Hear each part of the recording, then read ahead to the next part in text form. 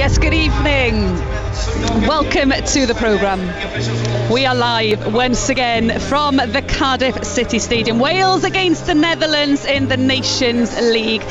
And a bit of a party atmosphere here tonight. We have blue skies above us, just a slight breeze here at the moment. Fans still making their way into the stadium. Over 20,000 tickets sold. Plenty of bucket hats. They are back out in force once again. Plenty of orange shirts here as well, having made the journey over. Both set of squads outside, out on the pitch in front of us, warming up under two Wales internationals, with us a little more relaxed possibly than what they were on Sunday. Former striker Nathan Blake and current Wales striker Helen Ward is alongside me. Helen, you're with us because you're on duty with Match of the Day Wales this evening, so thank you for joining us this evening. Nathan as well, you were here on Sunday, and Helen, we understand you watched the game from home. From your perspective then, have you come down from that high? How was it watching from home that momentous occasion on Sunday? It was awful, to be honest. No, it was awful to watch and, you know, be on the edge of my seat for the whole game, but at the same time, what a moment, and what an occasion for the whole country. And yeah, it was nice to enjoy it with my kids at home and got them fully in the spirit. And I would say I've come down, but every time I go onto Twitter and I see another video from the weekend, it makes me cry again. So, you know, I'm not quite over it just yet, but it's great to be here tonight. And like you said, there's a bit of a party atmosphere, and, you know, it's another good occasion for the team. Well, one man who's always relaxed, bless you, Nathan Blake.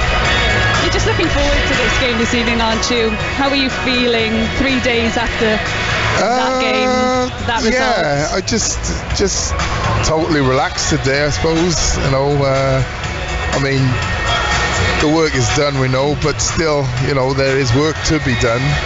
I don't think you can take these games for granted in any way, shape or form, but, you know, let's be fair, you know, there was only one goal for Wales to achieve over these 5 games, and they've done it. So, you know, it'd be great to see some lads, I think there's 7 changes and 11 changes for the opposition. So it'd be great to see some of these young lads perform as well. I would have thought the team would be similar to that, where, you know, played in Poland. So more opportunities for the young lads to gain more experience, which is going to be invaluable now we're going to the World Cup. Going to the World Cup. On that note, Rob Phillips is alongside you. If you can remind us of the team news then, all these changes for both sides, Rob. Yes, well actually there are more changes in the Dutch side, so we'll get to them in a moment. Wales have made 7 changes, so 4 survivors from that unforgettable night on Sunday, including Ben Davies, the captain for this evening. So Wales will have Danny Ward in goal, so a change there. Then across the back, Chris Mepham. Joe Roden remains alongside Ben Davies. Then in the wing backs, it's Connor Roberts, who's still there from Sunday. What an engine he must have, all the work he did. Rhys Norrington-Davies is on the left side. 2 in midfield, Dylan Levitt and Joe Morel-Levitt, who did ever so well in the opening game against Poland a week ago. And then Harry Wilson in front of them, and a really quick front line of Brennan Johnson and Dan James, the other survivor from Sunday. Just to note that Gareth Bale is on the bench tonight, but there is no Joe Allen, Nico Williams, Kiefer Moore or Aaron Ramsey. Now, the Netherlands, they hammered Belgium 4-1 away last Wednesday to start their Nations League programme off in style. They have made 11 changes. They've changed the whole team from that game. So they have Mark Flecken in goal from Freiburg. Then across the back, Debidon from PSV, Jordan Teze alongside Stefan de Vrij and Matthias de Ligt of Juventus. Then 4 in midfield, it's Tyrell Malacia, Djurdi Schouten, who's also making his debut from PSV, Tian Koopmeiners and Hans Hatterboer. Then in front of them, wide, Cody Gakpo and Noah Lang, and up front, a familiar figure, Burnley big centre forward Wout Weghorst, and the referee is Glenn Myberg from Sweden. Plenty of changes for both sides then. Helen, what do you make of the Wales starting 11? I like it. It's exciting. You know, I think there's some boys in there obviously that have got experience. And then there's some younger lads, the likes of Brennan Johnson, who must be on an all-time high right now after his exploits with Forest and of course at the weekend. And I thought he came on and actually made a really good impression on Sunday. He was only a short time on the pitch, but he looked really lively.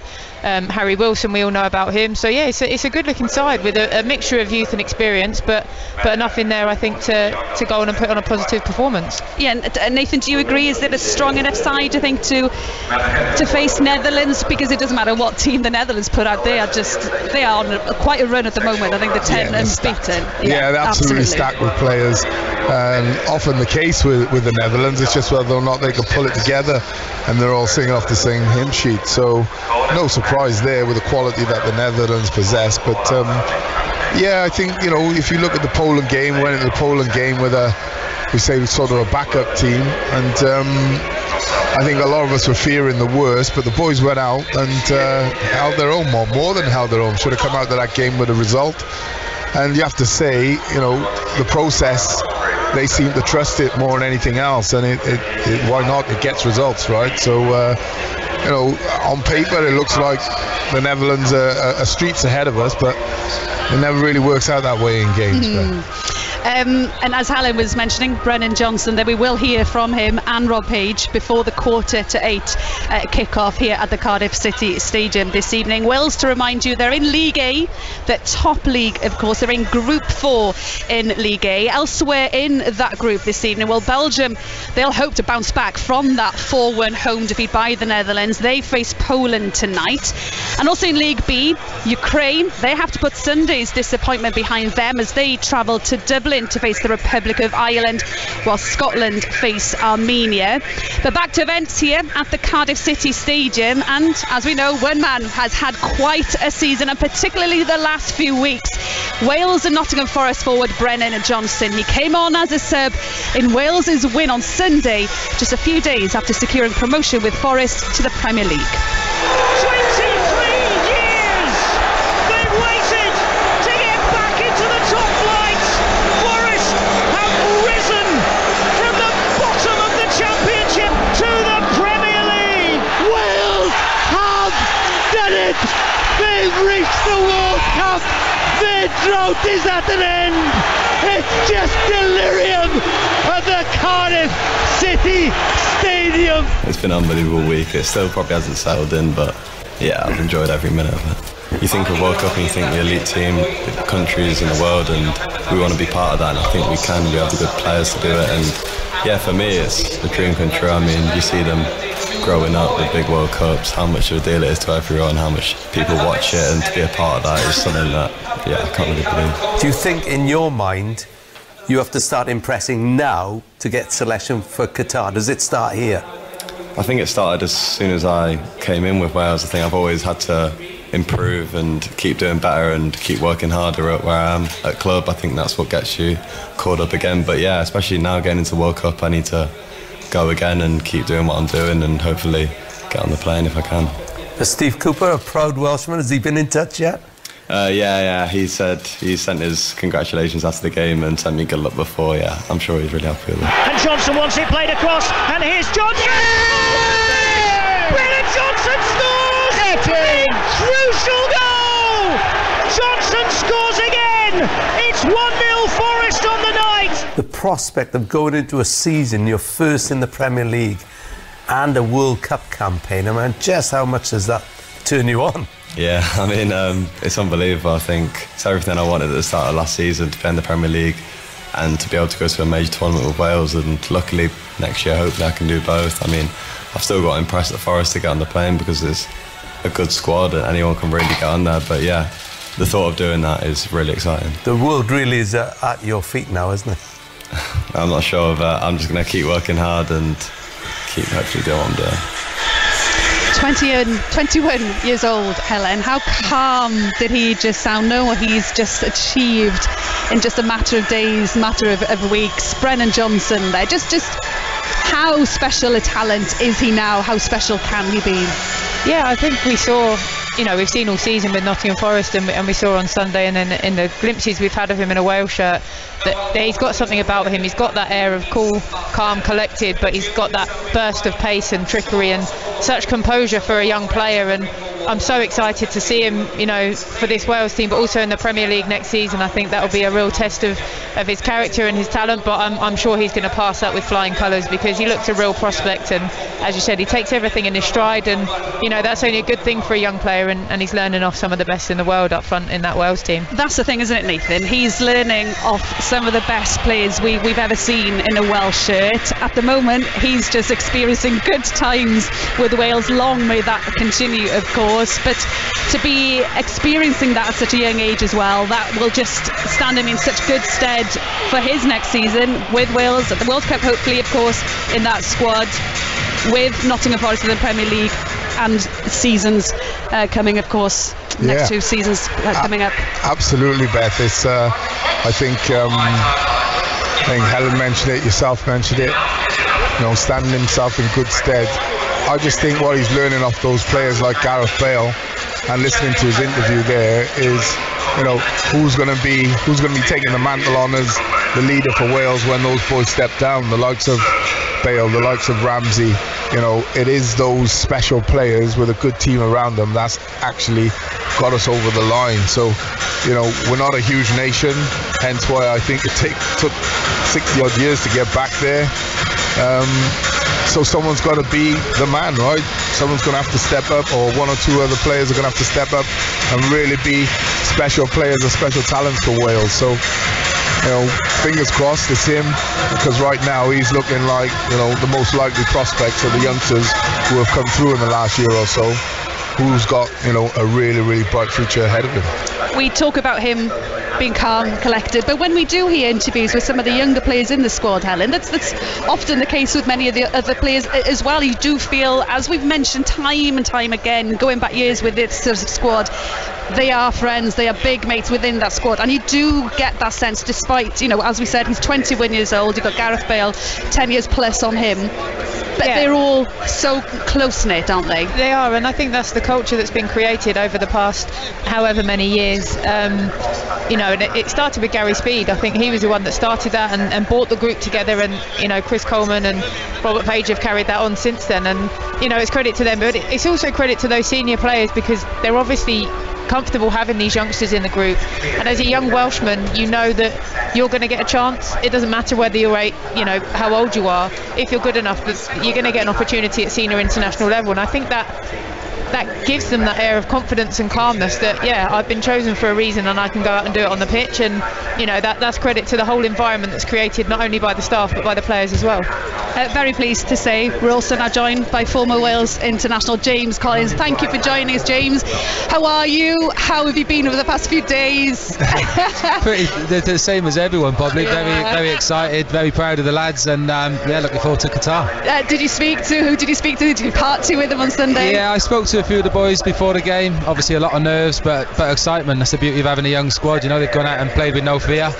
I don't think they were probably the best team on Sunday, not the best performance we saw from them, but that's the beauty of this team. You know, they haven't got to play well. They play with freedom and confidence, and when I got you know, probably the most famous result in Welsh football. Yeah, you've only recently retired in the last season or so. When you do look at what they did achieve on Sunday, you've been part of it, you've been there in the middle of it, and seen this all develop, and we saw that accumulate then on the Sunday. Just how proud are you being so close to them as well, that we've done it? Yeah, it's incredible. Like I say, we got to 2 Euros, and, you know, we thought that was the pinnacle at the time. It was. Obviously we hadn't qualified for so long, but, you know, to qualify for a World Cup is a different level. You know, obviously all the Welsh fans having a great time in the Euros, but like I say, as a young lad, as a young footballer, you know, you dream of playing in World Cups, and like I say, what these boys have done, the run they've gone on to get there, and like I say, it's incredible. You know, Welsh football's gone to new levels. It certainly has.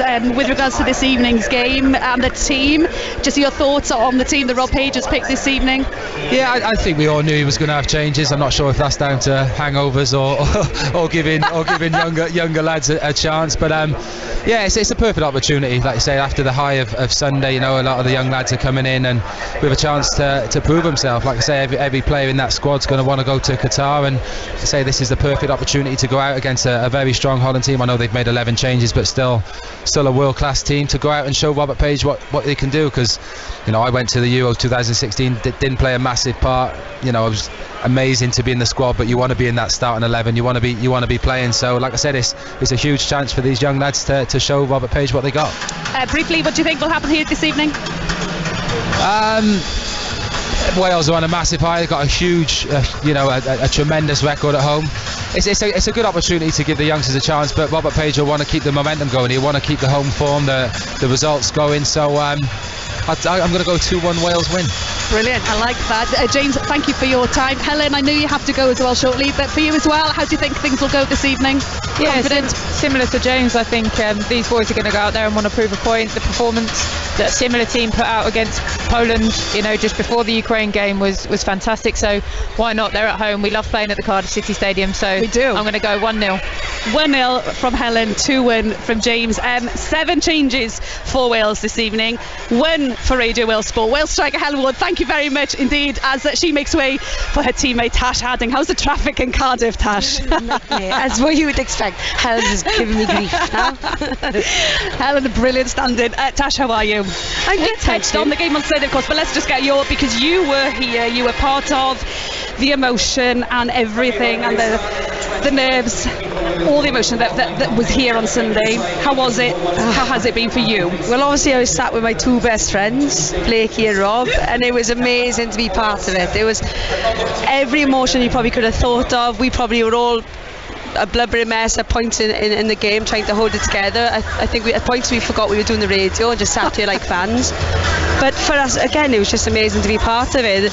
I was fortunate enough today, went training to the Vale, caught up with a few of the boys, and they're still buzzing. I was speaking to Ramsey and Gareth, and they were all still buzzing and still really happy, and the vibe around the camp is just phenomenal. Yeah, what did they say? What did they have to say? And bodies in bits, that's what they said. Bodies in bits. I don't know whether that's because of the hangover or because of the game, so I don't know. But yeah, no, they're all just really happy. They're all buzzing, even the staff, everyone involved, and yeah, it was just great to see some of them and to see them so happy. Absolutely. And also, we got to remember that this Nations League game tonight, it's an important game, Nathan, because we're in, as I said, we're in League A, the top league. Yeah. It's difficult. I'm looking forward to this game. I'm much more relaxed, and I wasn't even in the stadium on Sunday. But we need to remember the importance of trying to get something out of tonight's game. Yeah. Because we don't want to drop. It's the second game in the campaign at the moment, but we need to make sure that. And we've benefited from the competition already, right? So we understand what it means. And you look at the quality of Holland, Belgium, the top nations, and in all fairness, I think we're just underneath that, and I think we've actually punched way above our weight to get up into the top league, not to get to the World Cup, but to get into the top Nations League. And I think what it does also is it gives players confidence, right? That, as a player, you want to play against the best players, to say, I've played against the best players, I had the better of him, or I had the better of her, or that's just your mindset as a professional. So for these players, these young lads coming through, like I said just a moment ago, it's not just about the here and now, it's about the future, right? So can they pit themselves against one of the top countries in the world, in the Dutch, get themselves a result? They were so close to it in Poland. Can they get themselves a result, do the same against Belgium, and surprise a few people and end up first or second in this group? It's not beyond comprehension, you know what I mean? So I think it's a great opportunity to just show your confidence and go and not a free hit, but that kind of sort of feeling. But we are at home, and we are, like I said earlier, we are extremely difficult to beat. Absolutely. It is slowly building up here in the stadium here at Cardiff City Stadium. Still a few empty seats at the moment. I'm sure that will change pretty quickly. Plenty of orange shirts as well, scattered amongst the red shirts and the bucket hats. It's still blue skies above us. Kickoff, of course, is at 7:45. We will bring you live commentary of Wales against Netherlands in the Nations League. So as we were saying, 7 changes for the Wales team this evening. Netherlands manager Louis van Gaal, well, he's changed the entire team that beat Belgium in Brussels. And our reporter Andrew Richards, well, he's been getting the Dutch perspective this evening from football writer Willem Vissers. Willem, teams have been announced. Wales against Netherlands. for the average viewer, the average Welsh fan, they might not recognise a lot of the Dutch players. 11 changes this evening. What does that tell Wales fans about Netherlands and maybe their confidence going into the game this evening? No, I think Van Gaal, the coach, he said that the season was very busy. They had to play a lot of matches. And this is after the season. It's sort of extra. There's Nations League games, and he said, "I want to see all the players. So I have a lot of players with me, and I want to see them all." So there are 2 players tonight which have their first cap. Schouten in the midfield and the defender These, and other ones have only a few caps. So he needs to see those players, and he also heard that Wales will not play in the best team. So he thought, okay, then we play also in another team. But some players need experience. For example, the goalkeeper, he had only, I think, 2 caps till now. He's a very special goalkeeper. He's not so famous in Holland too, because he played all his life in Germany. He played for Freiburg. And Flecken is in the goal. Flecken, yes. And he played in Freiburg. But he's very good with his feet. So he can kick the ball very good to all the places in the field.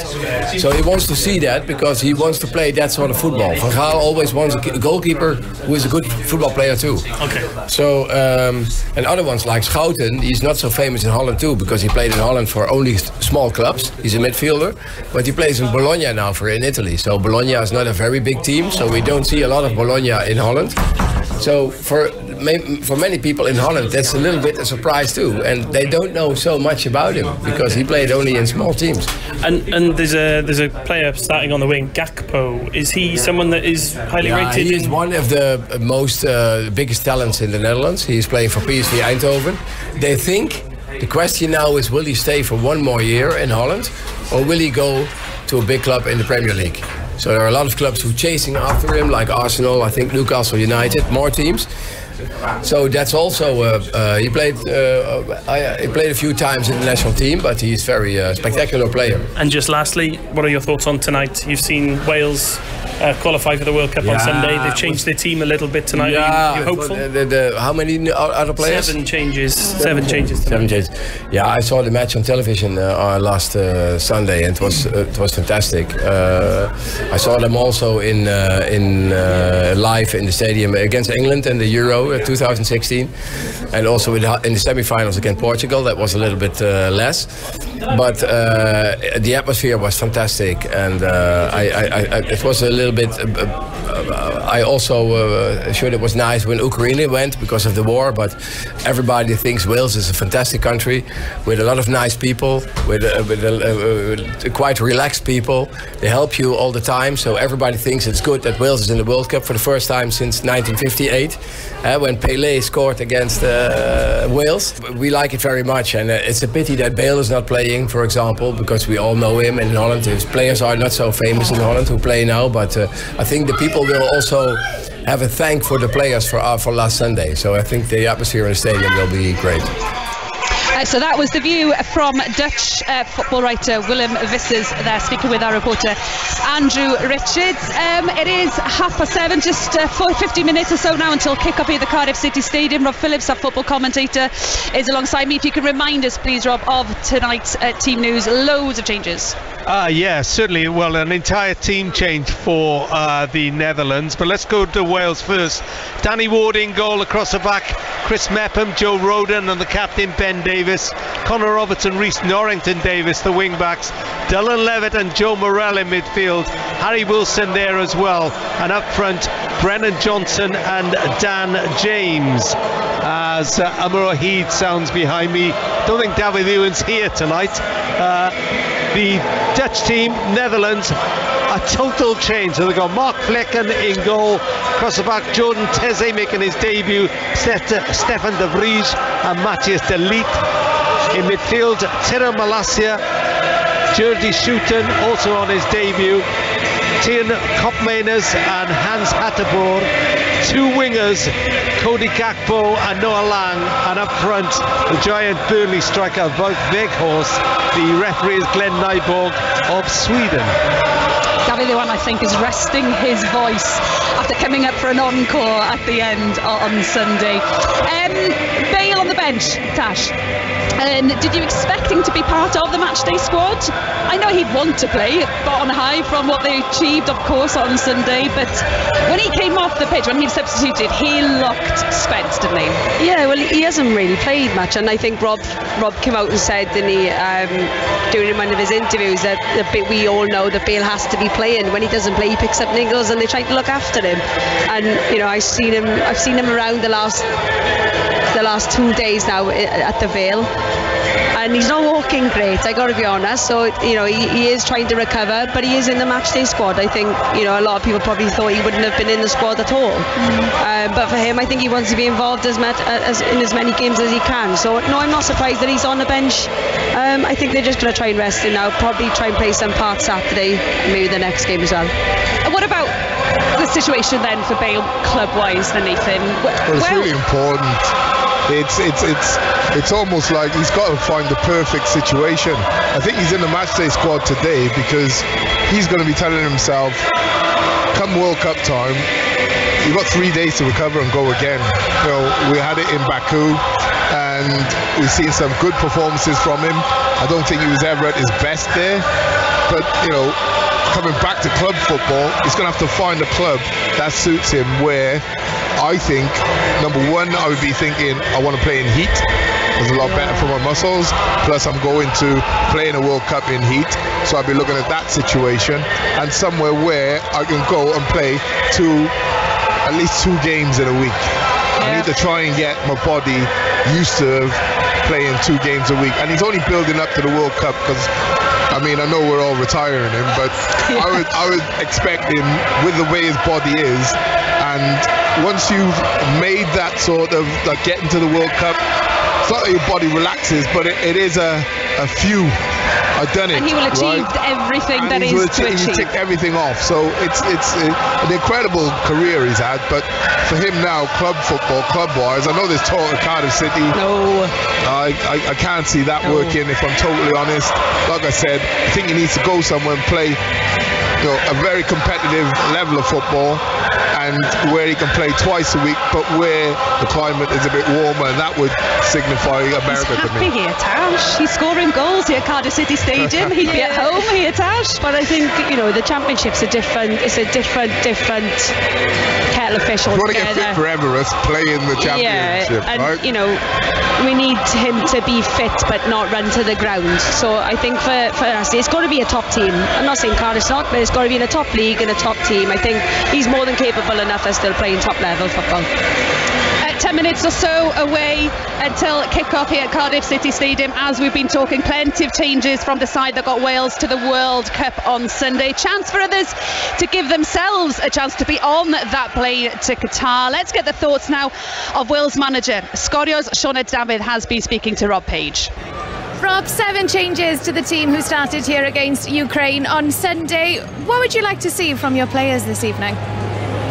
Well, it's an opportunity now. We're all planning now, Sioned, is for the World Cup, and it's still surreal that we're saying that, you know. But we've got to have one eye on that now. Obviously, we've only got 5 games, believe it or not, together as a group before that game on the 21st against the USA. So it's a great opportunity for some of the younger players to go in.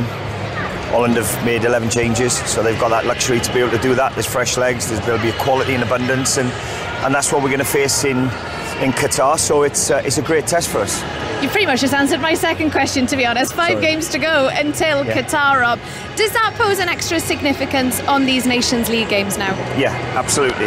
It gives us, I keep saying it, an opportunity to expose these players, these younger players now, to this level of opposition. And no disrespect to domestic football, they're not going to come across the quality they're going to face tonight at the level they're playing at, some of them. So it's a great opportunity for them. We've made the changes for the right reason. You know, we can't, physically we'd struggle to go again anyway, the majority of the team. But we've also got to use this as an opportunity, like I said, to give these boys experience. The Netherlands, they're coming into this one off the back of that brilliant win over Belgium. You know, Van Gaal's trying to implement this new system. Will they be a different challenge to teams that you've faced previously?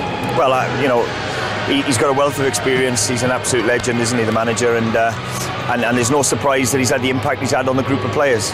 We know we're going to be up against quality. They'll pose a threat, absolutely. Of course they will. Different to what we faced recently on Sunday and in previous games. I thought they were outstanding against Belgium, I really do. And we're going to be have to be all at it tonight to get performance and result. Rob, diolch yn fawr. Diolch yn fawr. Thank you. Rob Page, they're speaking with Sgorio's Sean David. The lights are flashing here at the stadium. Zombie Nation is being played in the background. The mascots are on the field in front of us as well. And Nathan, just quickly before the teams do come out, and Tash as well, just how incredible is it that these, in a way, well, they're not in a way, they are games for Wales to prepare for the World Cup. Belgium, Netherlands, who are preparing for the World Cup. That is something special. It is. I mean, we're witnessing a special era of Welsh football, as simple as that. And you could chase it back probably 10 years or so. We've had a decade of unbelievable football and, some unbelievable results. Been to the Euros twice, now the World Cup.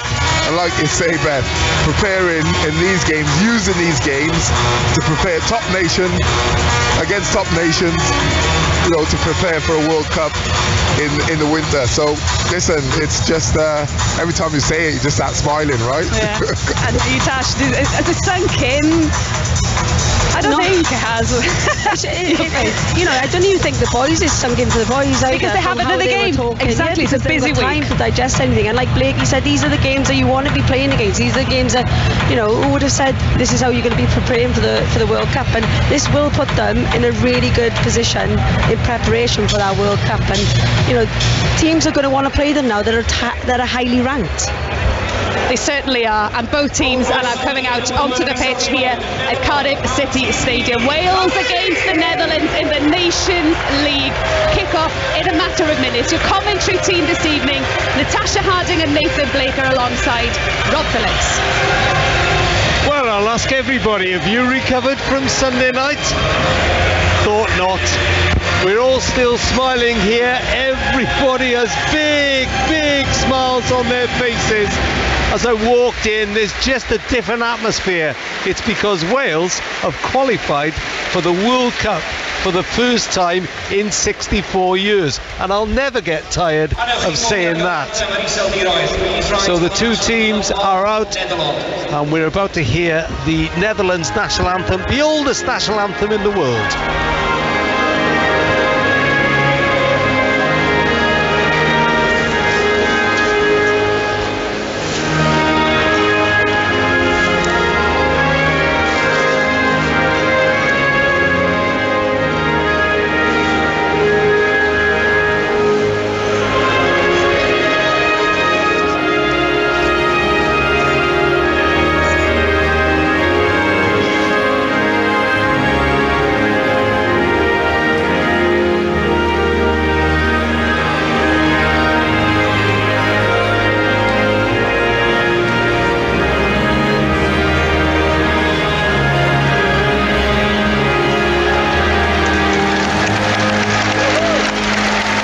Of applause from the Red Wall, who will now give their rendition of Heinlad van Hadai.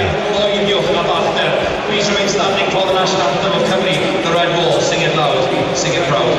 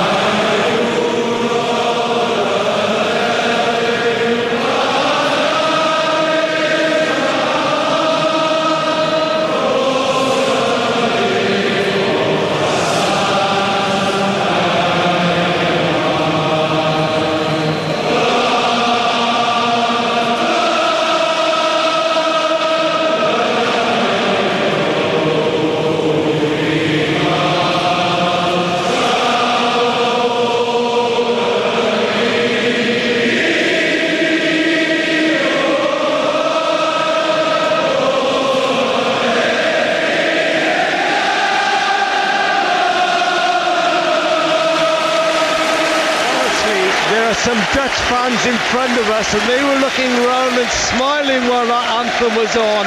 It really does take some beating, even though the stadium is not jam-packed. Yeah, but they've not experienced the full extent of that. I think you could tell it was a little, well, obviously it's going to be more subdued than it was Sunday, but I remember when the Belgians came here and Kevin De Bruyne was shaking his head just at the atmosphere and that and the national anthem. And you're right, Rob, it's just I think people come now wanting to hear it, to experience it, because it's grown. Wales have grown a reputation, and along with the national anthem, it's a pretty special atmosphere here. Absolutely. So the team Rob Page has selected in the wake of that World Cup playoff win, 7 changes for Wales. Danny Ward in goal, across the back Chris Mepham, Joe Rodon and Ben Davies the captain, Connor Roberts and Rhys Norrington Davies the wing backs, Joe Morrell and Dylan Levitt in midfield, with Harry Wilson in there as well. Up front, Brennan Johnson and Daniel James. 7 changes for the Netherlands, who are in black and orange today. So they've got Flecken in goal, Teze, De Vries and De Ligt at the back. Malacia, Schouten, Kopmenus and Hateboer are the wing backs. Gakpo and Lang are the wingers, and Wout Weghorst, the 6'6" striker from Burnley, is leading their line. So Stefan De Vries is one of 4 players. He's from Inter Milan, one of 4 players from Serie A in this Dutch starting lineup. 4 from the Dutch league, 1 from a German club, a Belgian club, and Weghorst from the Premier League. The Wales team in their huddle, Ben Davies addressing them tonight as team skipper. Now they break away. It's back to the Nations League. The 3rd game in the most concentrated fortnight of football the Welsh nation has ever experienced. But now we can say Wales are in the World Cup. There are 166 days before they kick off in Qatar against the USA. 7 p.m. if you want to write it in your diaries now. The referee is Glenn Nyberg of Sweden. The 2 sides are lined up. Wales take the knee. No room for discrimination of any sort in our wonderful game. And the jostle to get on that plane to Qatar begins now for these Wales players. It's Wales against the Netherlands, the 2nd game in the elite group 4 of the Nations League. And already an early touch for the Dutch goalkeeper Flecken, who got away with it. Flecken, who plays his football at Freiburg. Early challenge by Ben Davies into the back of Noah Lang, who plays his football at Club Brugge in Belgium. And alongside me, the team reunited from Sunday. Hope you've recovered. Tash Harding and Nathan Blake. Just about. Have you, Rob? Well, I'll tell you after about 90 minutes if the throat survives. You might be doing some commentary later, Tash. Things get out of hand. Nathan Blake, this Netherlands side, you said to me earlier, look at the bench. It's world class. It's one of the best benches you've ever seen. But are there opportunities here for Wales? Well, of course. I mean, we've seen so many times before Netherlands teams were stacked with players and they don't quite perform, but they've afforded Virgil van Dijk to go on holiday. It just shows how stacked they are as a nation with top quality players. But make no bones about it, they'll know they're in for a difficult night. 11 changes, first time they're going to be playing together. So it's going to be a difficult night for them. It's not a foregone conclusion or anything like that. Those days against Wales are long gone, I feel. Louis van Gaal, their manager, last night couldn't even remember the game in 2014. I had to remind him that I'd actually spoken to him. He said he didn't remember playing Wales. He left an impression as usual. He just Rob. looks forward, he said. Yeah, right, okay. I wasn't having any of that. I would just keep leaving the doors open for me all the time. So Wales have hardly touched the ball yet. This is Delete down the left-hand side, and Mepham of Bournemouth is across to prod the ball up for a Dutch throw. 2.5 minutes gone, 0-0. Nations League. Remember, Netherlands kicked off with a 4-1 win in Belgium last Wednesday, and they're breaking into the Wales penalty area now, but Morel gets back there, hooked forward by Dylan Levitt, who had such a good game in Poland a week ago, despite Wales's 2-1 defeat. Now, a little touch by Dan James. Always taken out by the debutant Taizé as he burst across halfway, and that's an early booking on his debut for Jordan Taizé of PSV. Yeah, the other night, it was an incident just like that, and Tash said, I think Dan James would go around him. He's actually tried to go around him there, tried to go a good 2 or 3 yards around the player, around Taizé, and he's got his timing better on that one. Yeah, great first touch, out of his feet, round the corner to himself. And Taizé must be well aware of his pace, because he's just stepped across a blatant foul and deserved the yellow card. I mean, yes, Gareth Bale, but with Brennan Johnson and Dan James, there won't be too many quicker Welsh forward lines than this one. I'm excited to see Brennan Johnson play today, Rob. I think I was raving about his 20-minute appearance or 15-minute appearance the other night. I think he really affected the game. Oh, lovely little back heel on time there, Tash. You're getting good at it. I do know what I'm talking about. By Brennan Johnson. Wilson picks up the ball right-hand side, just outside the Dutch penalty area. Levitt has to go back, though, to halfway. Mepham slides it inside to Morel. Back to Mepham again.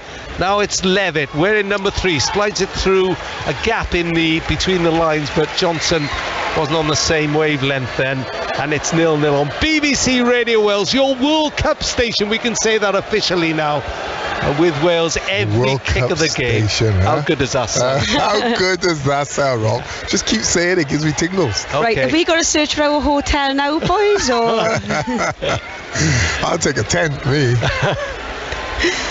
Taizé moves forward down the Netherlands right-hand side. Infield, but Davis is across there. And a little block by Rhys Norrington-Davis. Wilson scurries away over halfway. Norrington-Davis is wide down the left-hand side. Looks for him, but it's cut out before it can reach the Sheffield United player.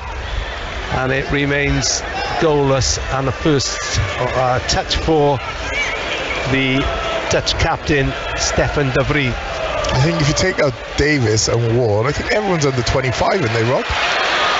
This Welsh team. Johnson tries to slide the ball through, looking for Dan James. He hasn't heard the whistle. Johnson was caught after the ball had gone then by Jurdy Schouten.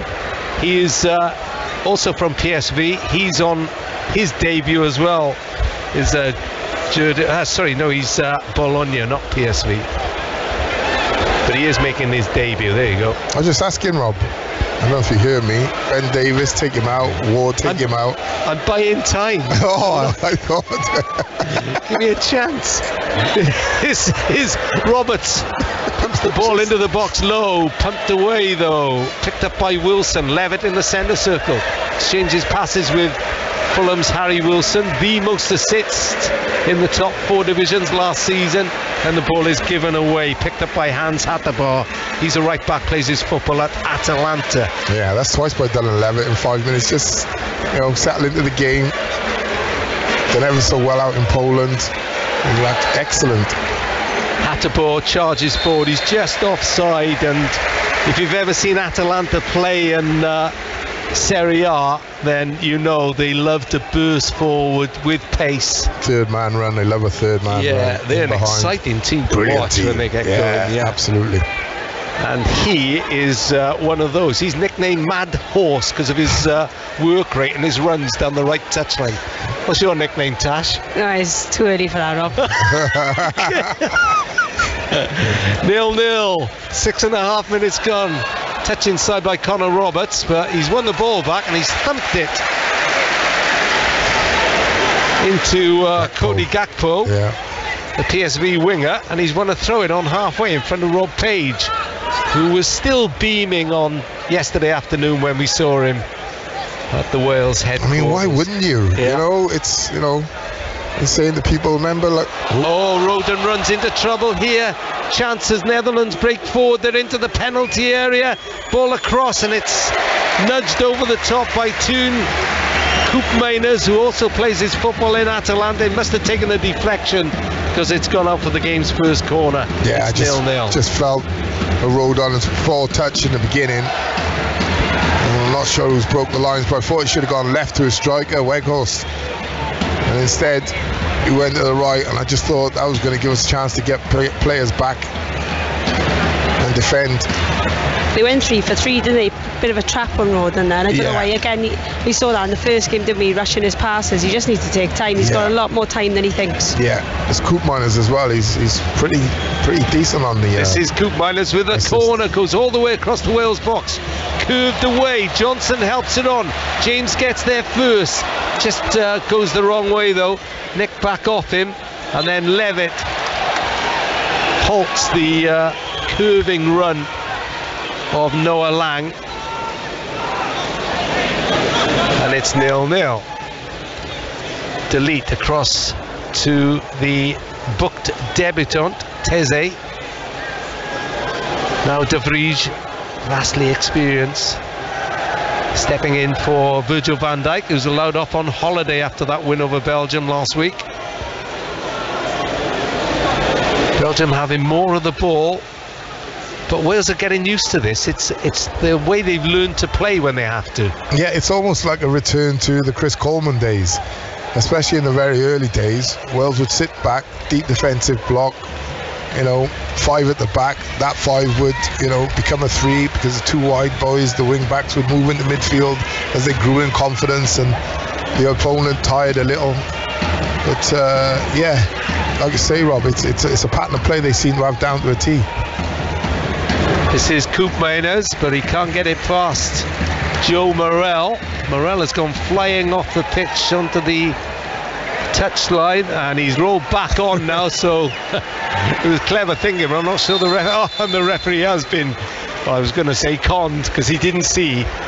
I think going back to the saying about Chris Coleman's days, we see then second half they have possession of the ball, and it's like you and Blakey, I think they try and suck the energy out of teams, and you know, I do think Wales's most possession comes in second half, because we saw in the game against Ukraine they were able to switch then through midfield, able to get Gareth Bale on the ball centrally and Aaron Ramsey. So I do think that is a bit of a trend, it is a bit of a theme becoming, you know, it looks different first to second half. Yeah, they almost force you to run out of ideas and frustrate you, and that's what I say. Wales are a team that if you don't take your chances, if you create chances and you don't take them, we've seen on so many occasions that teams end up losing 1-0, 2-1, because they've not been able to take their chances. So it's a theme with Wales, and I don't think you can point to it and say it's luck anymore. It's something they do, and they do very well.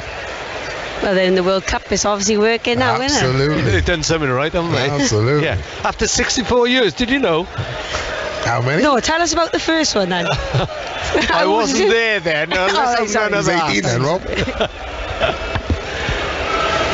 1958, not even, as I said on Sunday, not even a twinkle in my dad's eye then, even though I might look it. Delete in field to Koopmeiners, back to Delete again, just inside the Wales half. They're swapping passes, they're really at ease. And orange a dominant colour, plenty of their boots are orange as well. Wales are just shuffling from side to side to make sure there's no gaps in between the lines. Gakpo has found a gap, but he's ushered off it by Harry Wilson. He thought he was fouled, Wilson. Levitt, cool ball away, but he's not found a Wales player. Teze hits it forward looking for Gakpo, and Danny Ward, who will have felt aggrieved, I think, not to have played on Sunday, collects, because he's done very little wrong for Wales when he's played. But then the way Wayne played, Blakey, I don't think that save that he made off that header. But about 4 of his saves were like world class. The one we made with his feet, where he's kicked it and it's rebound off the striker. It's just non-stop. The one where he dives out towards the end, where he does the old Schmeichel wide body and everything, and Lab puts it wide. He's just unbelievable. Yeah. So you think it was justified? Yeah, I think so. Totally vindicated, isn't it? I personally think, on experience-wise, Hennessy is, his streets ahead of Ward, but Ward has done well whenever he's come into the fold. I think with Ward, the problem is he just doesn't seem to be able to stay fit. Touched by Johnson, lobs it out left to Rhys Norrington-Davies, 20 yards inside the Netherlands half. Wilson makes the run, drives a cross in, and Teze is happy to put it behind for Wales's first corner. They do have pace on the break to Wales. And they have legs, Rob, youth on their side. And that's the good thing about this system, is that you do need energy and a good level of understanding of how to do it. And they have both. I think Brennan Johnson's got a bit of a knock-in when he played that ball then. Looks like he's hobbling around a bit. But yeah, well, he's looking for space in the 6-yard box as this corner comes in, curled in for the far side, and Wilson heads it wide. He's an unlikely header of the ball. You have to say he's not the tallest, Harry Wilson, but it was floated in from the far side by Daniel James, and that will go down as a bit of a chance, although he was beyond the far post rather than level or just inside. Yeah, it seemed to come down his forehead rather than off his forehead towards the goal. Just mistimed it a little.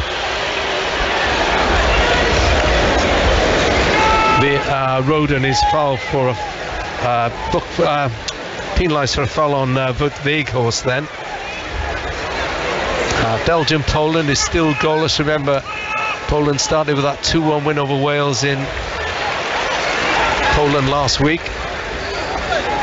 And no goals in Dublin. Ireland against Ukraine, or Scotland against Armenia. Scotland still recovering from losing to Ukraine in that playoff semi-final last week, allowing Ukraine to visit here on Sunday.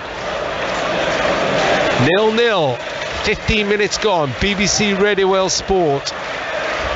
Only 4 games after this before Wales kick off their World Cup campaign in Qatar.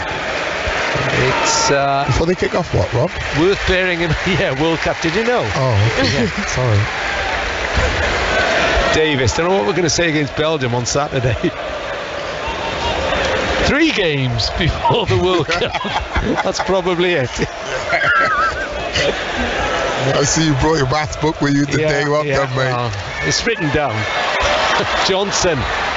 It's in behind Delete, but Delete is experienced enough to get goal side. He's down the right-hand side. Brennan Johnson heads to the byline and wins a throw-in. It was just inches away from being a corner. Such a good player, Rob. I love the way he stops the defender every time. Gets the ball, lets him know, I've got time, I'm confident.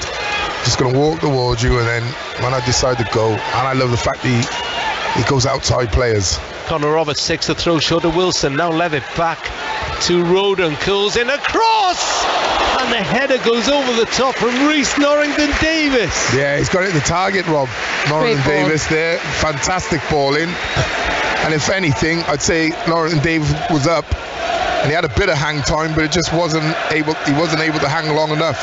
He's up early, and just needed to hang a bit more because he's on his way back down. Too much power, isn't he? If anything, he just needed direction. Turned his head, as we used to say.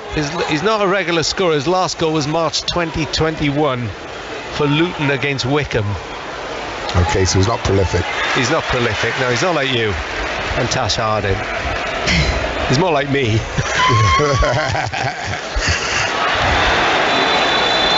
Another free kick goes Wales's way. Just inside their own half. Connor Roberts is pulled right out to this right-hand side. Wales kicking towards the Grange end, if you know it. And there are about, what, 500-600 Dutch fans, all in orange in the away section, but it's not packed by any means. There were certainly more Ukraine fans here last Sunday, 1,800 or so, but there is a good number of Dutch fans in front of us as well. As I said, they were smiling like anything when the anthem was being sung. Really impressed. Levitt to Roden, just inside his own half. Knocked it over the top, but Johnson wasn't ready for that. Don't want to do that too often. They need to build as well. Yeah, you can see he wasn't really on the shoulder or anything. I think he wanted them to keep the ball. Oh, he used to frustrate me, that ball as a striker. Yeah, and I do think it's dangerous, and I do think, you know, Brennan Johnson's an outlet, but you can't overuse it, because then it doesn't become a threat then. Yeah, I always say once the full back or the left-sided defender is already tucked in, and the striker is 5-6 yards, you know, goal side, that's a nothing ball. Yeah, and De Ligt was already 5 yards behind him. He'd already dropped and read this. Yeah, he's ready. It's, you know, at this level as well. It's a nothing ball. Just got to keep and the ball. De Ligt is no slouch. No. The Juventus full centre back. Well, the only way you get anything out of it is if he trips over. Wilson now, says Norrington Davis, scurrying down the left side. He's over halfway. He's got good legs on him. He's still going, Rhys Norrington Davis. And that's a brilliant tackle by Hateboer to put it out for another Wales corner. Yeah, great run though, wasn't it, Norrington Davis? I think what did you call him, Rob? What was his nickname? Oh, his nickname is the Mad Horse. The Mad Horse was thinking he's going to catch him quite easily there, but Norrington Davis went again. Showed a great turn of pace. Dan James corner from the left-hand side, goalless after 18 minutes in this Nations League Group 4 game. Plays it short to Johnson. Now James, low into the box, can't find a red shirt. There was plenty of black shirts waiting for the low ball in. Roberts hoists the ball out to that left-hand side to his former Swansea teammate Daniel James. James happy to see Hateboer head that out for a throw-in. That corner just needed to be clipped then. The second ball back to the far stick, Rob, because if he'd looked up, there was 3 Dutch defenders at the near post, and then beyond them there was 4 red shirts. James receives the throw-in from Norrington Davis. Now it's Norrington Davis, probably in line with the penalty spot, has to go back though. Ben Davis, what a wow of a game he had on Sunday. Made some phenomenal blocks. Rob Page comes up from his seat in the technical area to go to the edge of it. It's his 23rd game in charge tonight. Levitt has the red wall.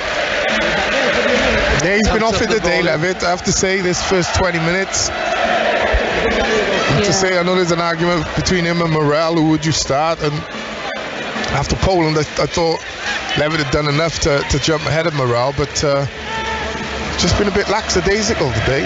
He's looking for passes, isn't he, rather than where he would normally just play it into the space where someone would be, or drive, or keep the ball. I think he's searching, and when you start to search, we all know that's when defenders start to read it and guess where you're going, really. Exactly. Eager to impress, maybe. Yeah, maybe a little too eager. Because the whole thing has changed now. Oh, you're going to the World Cup. You want to be on the plane, right? Yeah. So you want to show a little something different, but at the same time. Oh! Well, wow. Flecken got away with that then. He tried to clearance, it hit Dan James in the head, and if it had been in front of goal, it would have sailed into the net. He's in major trouble. But going back to that Levitt point, you know, I think he's just, like you say, he's trying a bit too hard today. I thought he had a really good game against Poland. And like you say, Rob, things have changed now. The flight is going to Qatar and you want to be on it. So, but sometimes the easy thing is the best thing to do, right? And it looks better when you pick the pass that's right next to you rather than trying to hit a 30-yard splitting pass. Just saw Chris Mepham having a word with him then. I wonder whether that was it. Just calm down, Dylan, you know? 0-0, 20 minutes gone. Wales have never beaten the Netherlands. Played 8, lost 8. In fact, they've only ever been in front once when Dean Saunders scored in June 1996. Well, they lost 3-1. It's goalless here. Delete. Yeah, I would say as well, got to be careful. Rodon coming that high out of the back line. Once he comes and he gets to the midfield, he needs to just pass pass over, let the midfielder come out and press the back players of the Dutch defence. Up to Weghorst. Weghorst plays it back to Teze. Teze across field. The leap forward again. Johnson tries to step into an overhit ball, but it's... Now they've won it back through Morel. Morel is brought down by Malacia of Feyenoord. Going back to Blakey's point about Joe Rodon, that's what he did a few times against Ukraine. They got into Dave Blakey first half and they were making third man runs. We were saying, you know, that is what we wanted Kiefer Moore to do, link up play. But, you know, Joe Rodon, I know he's aggressive, I know he likes to go on the front foot, but you got to pick and choose your moments when you've got a Dutch team that are playing in pockets and in between lines. Sometimes it's quite alright to actually hold the defensive line and stay attached. Clever players will take advantage of your aggression, Cease. Wales move forward through Ben Davies. Points in the cross, goes out for a goal kick on the near side. He got forward really quickly then, Ben Davies, the Tottenham player, captain in the side tonight. There'll be no prouder man in Wales than Ben Davies this evening.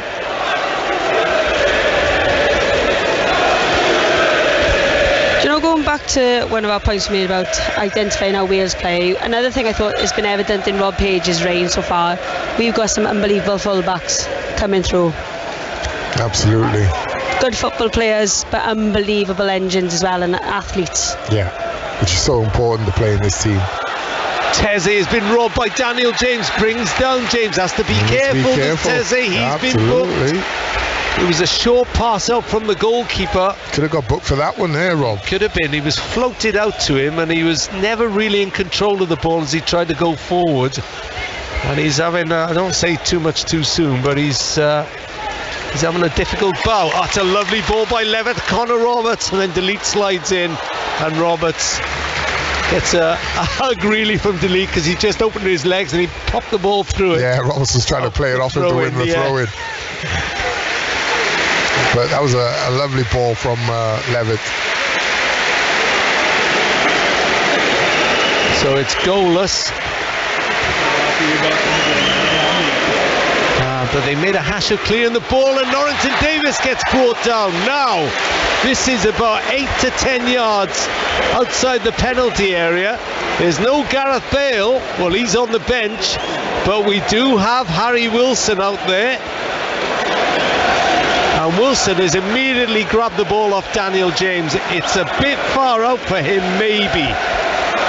But having said that, he may just have the chance to float it over the wall. He's got 5 goals to his name. And we've seen him score from this distance before. The Dutch wall is inches from the penalty spot and it's almost bang on centre, slightly left, but they're in the D. And there are 2 Wales players, James and Davis, stood as Wilson steps up over the wall and Flecken punches it away out for a corner. Yeah, not a bad effort. I do think Flecken made more of it than need be, to be honest with you. He had to go that way, the wall didn't, he had to go left side because the right inside wall. Oh, you always think the biggest on the inside, right? Yeah. And no goalkeeper, but yeah, that was a pretty big wall anyway, but not a bad effort. Corner on the left hand side. Wales is third of the opening goalless 25 minutes in this Nations League encounter. James curls it in. Delete heads it away. It's going to be picked up by Roberts, who hoofs it out to the far side. Hateboa got there though, found Weghorst, and now it's Teze. And it's played out to Hateboa. Hoop Minor forward, but Davis intercepts and Morel picks up the loose ball. And now Wales have it again inside their own half, midway inside their own half, with Bournemouth's Mepham to Tottenham's Rodon. Wide to his clubmate Davis. Left hand side over halfway. Still going forward. Foot race on that far side. And Norrington Davis was there again. He's giving Hateboa a run for his money every time they get in a foot race. Yeah, he's clearly just slightly quicker than him. And Hateboa, good recovery tackle again. I have to say, very good. He's taller than Norrington Davis, which has come into play the twice he's made those tackles, hasn't He's a lot taller, yeah. He's been able to use his long legs to like he did in that occasion, to reach and scoop the ball away. But needs to be careful because Norrington's got him at the moment. Wilson tries a little 1-2 with James, can't get the return ball, but Morrell plays it square to Mepham, and then Connor Roberts is caught by Malacia, earning his 4th cap. The Feyenoord play, he really felt that, Connor Roberts. Yeah, it's a bit keen, wasn't it, from Malacia?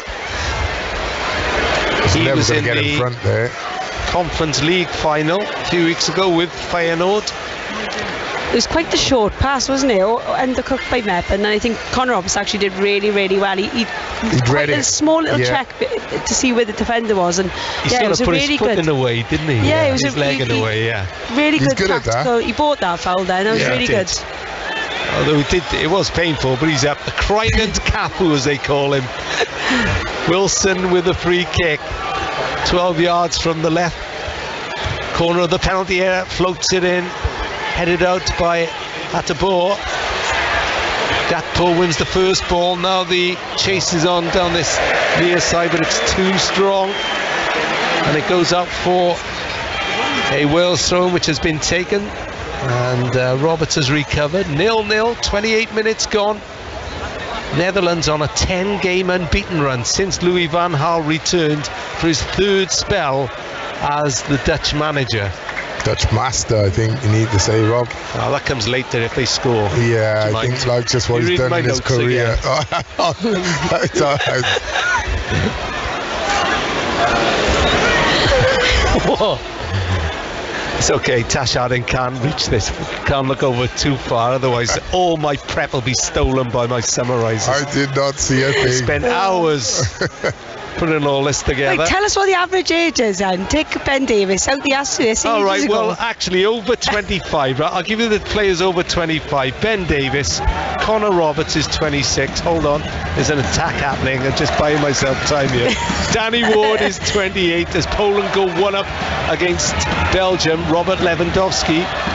Wales move forward down the left hand side. Hadabor runs into Norrington Davis, breaks to Wilson, heads of the box is James, and the first time shot is collected in the midriff by Mark Flicken. Still 0-0. Nathan Blake, what do you make of that shot? He just didn't get hold of it. You know, it's a nice angle on left hand side, and Dan James is on his right foot. I was coming to his right side, and he's just, if you can imagine, he's got side on, and he's tried to bend it first time for the far stick, and just hasn't caught it right. It's gone straight to the near post, but good play again from Wales. So Morrell is 25. The rest, other than Danny Ward, Connor Roberts and Ben Davis, are all under 25.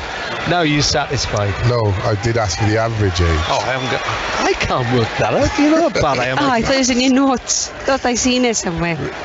Yeah. Don't tell me you've seen it somewhere else. 0-0. All that counts is the goal, is the score. Oh, Levitt's giving the ball away to Weghorst, who shrugged off one challenge. Gakpo down the left-hand side. Wales are a bit at sea here, but Levitt momentarily got back, but Gakpo goes on. Still not cleared by the Welsh defence. Yeah, you see the pinch of yard when it goes backwards, that back line. Teze. Now, no pressure on the ball, just hold your line. Shouldn't get him behind you from that position. Lovely little flick there though, but Wales have won it back. Oh, momentarily, is it? No, James thought he got back in then, but wasn't able to shrug off Coop Miners. The Wales have had a lot more possession this last 10 minutes or so. We've seen this pattern so often with Wales. Lovely interception by Mepham as Netherlands tried to go through the lines, and now the break is on again with Norrington Davis into Morrell, touch back to Ben Davis. Yeah, this is what they're doing well today, Rob. It's not thinking they have to score on every attack. Much better, isn't it? Yeah, slowing it down when need be. Resting in possession, because they're doing a lot of work out of possession. Nice and comfortable. Wilson has picked up the ball in midfield. I want you to think about during the game, because you give me stuff to think about, so I'll retaliate now. Maybe at half-time, give me the certs to go to Qatar at the moment, as far as you're concerned. Davis moves forward. Roberts is in the penalty area, collects it, lovely touch. And then he's ruled out for offside. Well, I think Rob Phillips is a cert. There's one. Thanks. I meant on the pitch rather than off. Okay. Well, so what was it? What was the question? I know the average as well. 24 and a half. You didn't just know as the producer say. I was going to get it before you. I do Top of my head, I got that. I do listen to Radio Rod occasionally, you know. 0-0, 32 minutes gone. You're not missing anything. The Dutch are knocking the ball around just outside their own penalty area. I think one thing that people aren't taking into account much is, it's been a long season, Rob. I mean, if you're playing the Premier League or the Championship, incredibly long season, or League One, British football. Obviously, on the continent, they don't play as many games, but to still be playing international games at this stage of the season, it's incredible, really. And in such a concerted... Well, what is it? 3 days in between, isn't it, in every game? That's a World Cup qualifier. Would have taken a lot emotionally as well as physically. Well, look at us. We were spent, right? And we didn't play, right? No. So imagine emotionally and physically how the players are feeling. And at the moment, Poland are sitting top of the group with a win over Wales last week, and they're leading Belgium 1-0. Scotland are 1-up against Armenia. Could be worse. Imagine it being Scotland having to lift themselves after what happened to them last week. Oh, that's the position we didn't want to be in, Rob. It was many of people's lips. Don't want to be in that situation. Ball is back with Mark Flecken. His parents, Rene and Annie, used to play. His brother Roy is a goalkeeper. So it runs in the family, as they say. Malacia plays a little 1-2. He's really quick, and he's brought in Teze, who strides forward into the penalty area. Vikos was going for it. Still not cleared by the Welsh defence, and then Roden steps in as Levitt was trying to get back. Really well read, Rob. Was threatening then. He is 6'6". He's anticipated the pass brilliantly, Roden there. Right into the heart of the 6-yard box as well. Koopmeiners have been busy in the midfield as well. I think what the Dutch team are very good at, Nate, you can probably see on you, Rob, is they switch the ball very, very fast. They go in to come out. They're trying to move Wales, aren't they, left to right, trying to tire them out, and that's where the pockets happen. And I think, Wales are doing an okay job right now. They're trying to force them back, but when they do get in, they move that ball fast. It's very, very hard to defend. Well, Mepham has stepped in really well then, and has won a throw-in when there was nothing else on. He stepped in as Gakpo waited, and the hesitation provided Wales with the possession. I think the difference is, Tash, as well now, is that when they do get the opportunity to play Wales, they can really play, and in over years it was very much, sit and just have the odd counter-attack. Now they have a little spell themselves, 10-15 minutes, and like I said, they almost force the opposition, tire them out. Like, we're 35 minutes in, you've had a lot of possession, and I don't think Danny Wells had a save to make.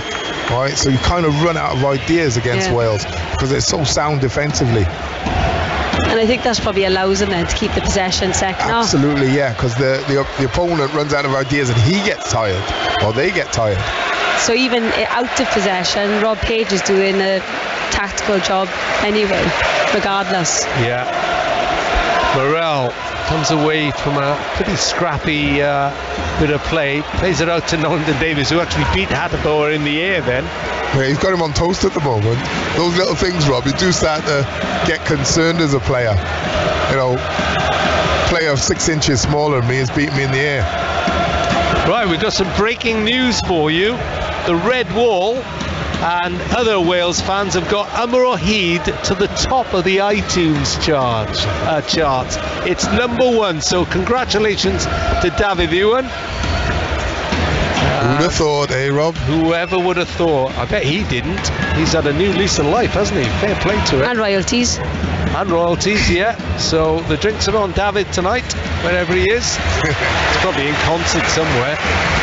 Great work by Ben Davis. Norrington Davis finds Johnson. Johnson flicks it on. James thought about giving chase. He is going to charge down Flecken. Oh, it wasn't too far away either. He is rapid, Dan James. I know he gets a lot of flack for maybe not being a natural goal scorer, missing chances, but he does stretch the game. The little locomotive, mate. Yeah. He is really quick. And for all that Wales are inexperienced, they've actually got more goals in this starting line than the Netherlands. They've got a total of 14 between them, and the Netherlands have got 8.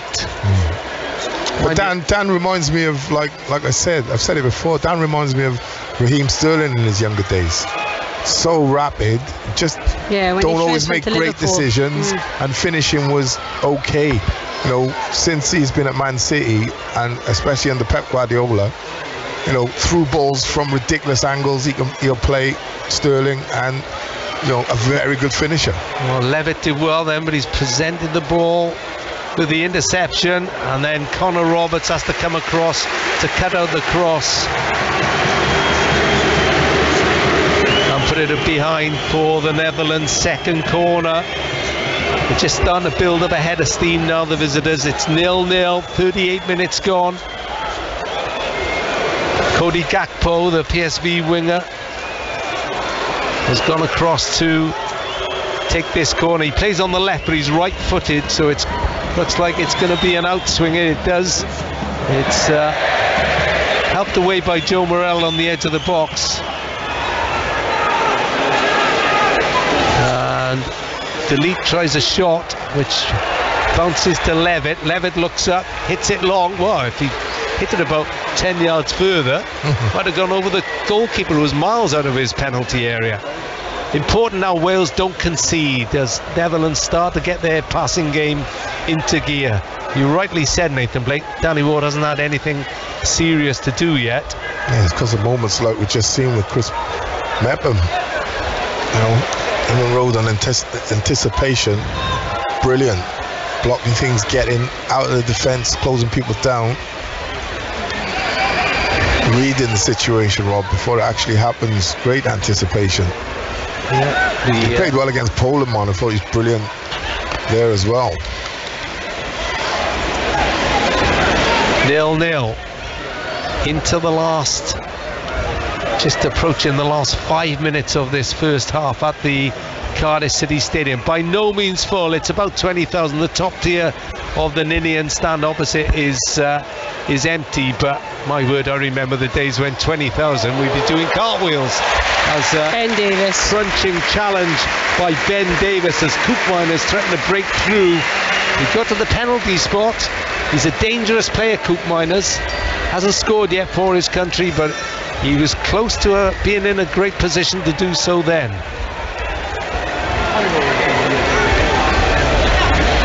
Schouten is calm on his bow for the Netherlands. It's his first call up to the Dutch squad. Roden goes into the back of Berghorst.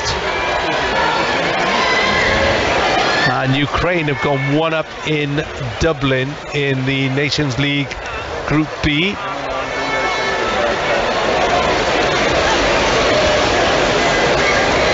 So, meanwhile, Wales have to defend the corner. Kacharaba is the goal scorer for Ukraine. Scotland are now 2-up against Armenia. 0-0 here, but Wales have to defend a free kick. It's down the Dutch left. There's two in the wall, Wilson and James, and they're about 10 yards away from the ball. It's curled into the 6-yard box. It's helped away, and then a low shot bounces off Roden.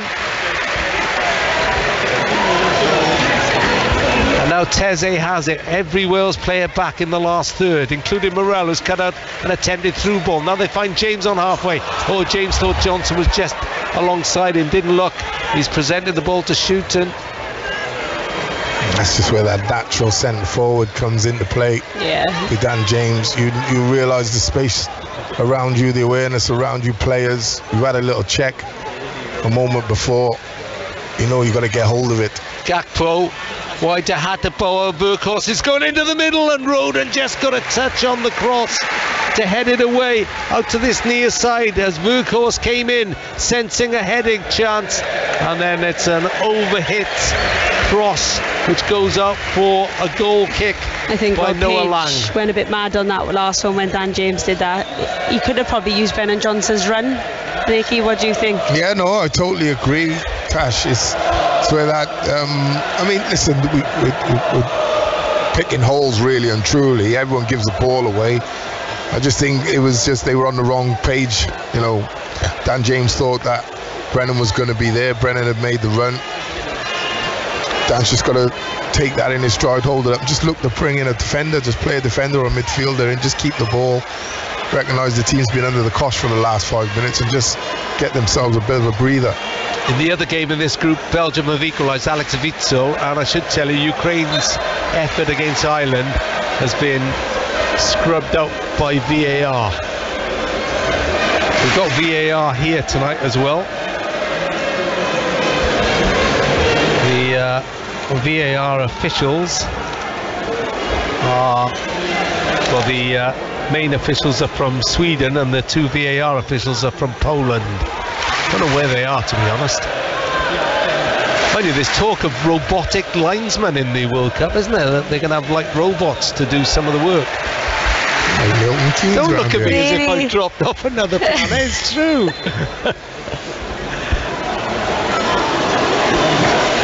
As if VAR hasn't made enough of yeah, exactly. Imagine explaining that one. Yeah.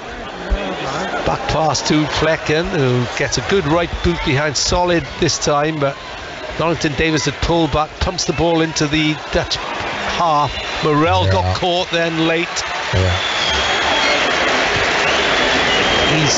He's a plucky midfielder, Joe Morel, isn't he? And Rob Page does like him.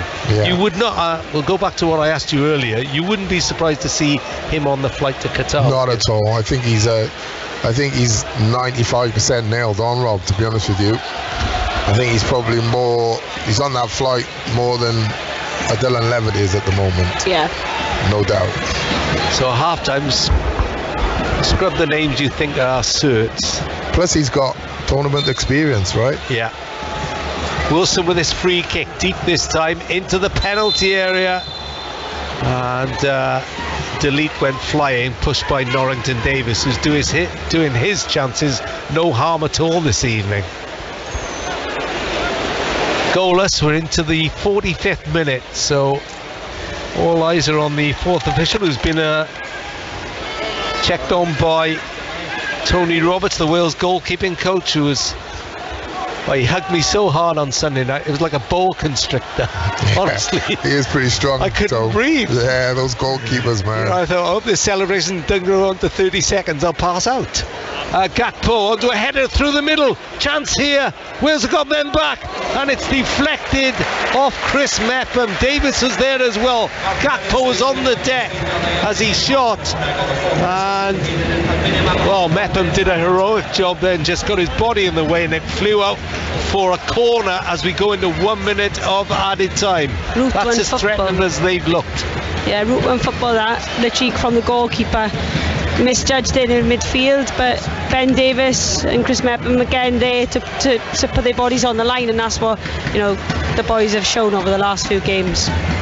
Corner on this near side, the Dutch left, headed up by Connor Roberts. Shelton's going to get another chance, this time with a throw-in. Sorry, it's Koopmeiners. Koopmeiners throws it into the box. It's headed down, not cleared by the Wales defence. Lofted back into the penalty area. Roberts ushers it out for a goal kick. That should do it. Yeah. Thoughts, Nathan and Tash Harding? Yeah, it's been a good half. Played in a very good spirit, Rob. You can tell it's both. It's not the first team of either team. That's the half-time whistle. Well, Wales have given as good as they've got against a much changed Netherlands side, but of course Wales have made changes as well. People like Rhys Norrington-Davies have put their hands up. You can see there's extra incentive given that Wales are in the World Cup. Not too many clear-cut chances for either side, though Harry Wilson forced a good save from Mark Flecken. Half-time at the Cardiff City Stadium, it's Wales 0, Netherlands 0. Rob, thank you very much. Nathan, let's just pick up with you. Nathan Blake and Tasha Harding, part of our commentary team. Just your thoughts. You said it's been a pretty good first half, as you were just starting to say to Rob there. Your reaction then to that first half? Yeah, it's been decent. I mean, it's sort of a performance we've seen Wales pull out of the bag many times over the years. You know, sit defensively in a deep block, you know, keep a good shape, frustrate the opponent, and then when you get the ball, counter-attack. And with the two quick boys up front, it's even easier to get out of defence. But they've played it really well at times, but other times giving the ball away too cheaply, Wales. And they just need to be careful of not sitting on that 18-yard box for too long. Like I said, try and pinch a yard. And then also with the two quicker lads up front, there are times where you've got to press the game. You can't just soak up pressure every time the opponent's got the ball. So I'd like to see them do a bit more of that second half, press the ball at times also, force the opponent into a mistake, and then you really are away on the counter-attack. So good first half though all round for Wales. You're nodding your head there as well, because also we mentioning there's so many changes in this team. It takes, I don't know, maybe time for them to gel. Gosh. Yeah, look, this Dutch team, and even though it's not their first string, they're not an easy team, and we've seen that they have a clear identity of keeping the ball, using space, using pockets in between lines, and we always talk about that. But the Wales, they're showing what they're about, and we've seen it. Me and the boys have spoken about it. This is a theme now that Rob Page has tried to instill since he's taken over. Is can we be hard to beat, but also dictate what the team are doing in possession, even though they haven't got possession of the ball? And that's what we're seeing. And you know, Blakey's right. We have kept better possession. We have made better decisions than we did. Don't get me wrong, it's not as heightened than it was on Sunday, so I can understand why they would have made different decisions. But yeah, I think we'll see a different style and a different side now second half, and that's been a running theme as well. They seem to have more possession second half because the game opens up a bit. I think, you know, the opposition will try and push forward, and that leaves gaps certainly in central areas for Wales to switch the ball. We'll see how the second half goes. We will bring you live commentary on that here on BBC Radio Sport very shortly. Let me just bring you some of the other results in the same group as Wales in this Nation League. It's half time between Belgium and Poland, and it's 1 goal apiece. Who else but Robert Lewandowski for Poland, and Alex Witsel with a Belgian equaliser. Meanwhile, in League B, the Republic of Ireland, Ukraine, that's no goals scored in that game at half-time. The visitors, though, did have a goal disallowed by VAR. And Scotland, well, they're 3-0 up at the moment against Armenia. I think the third goal is being checked at the moment by VAR, but Scotland leading that game against Armenia. I'll bring you the rest of the day's sport news very shortly, but it is time for us now to get the latest news, travel and weather with David Woodward.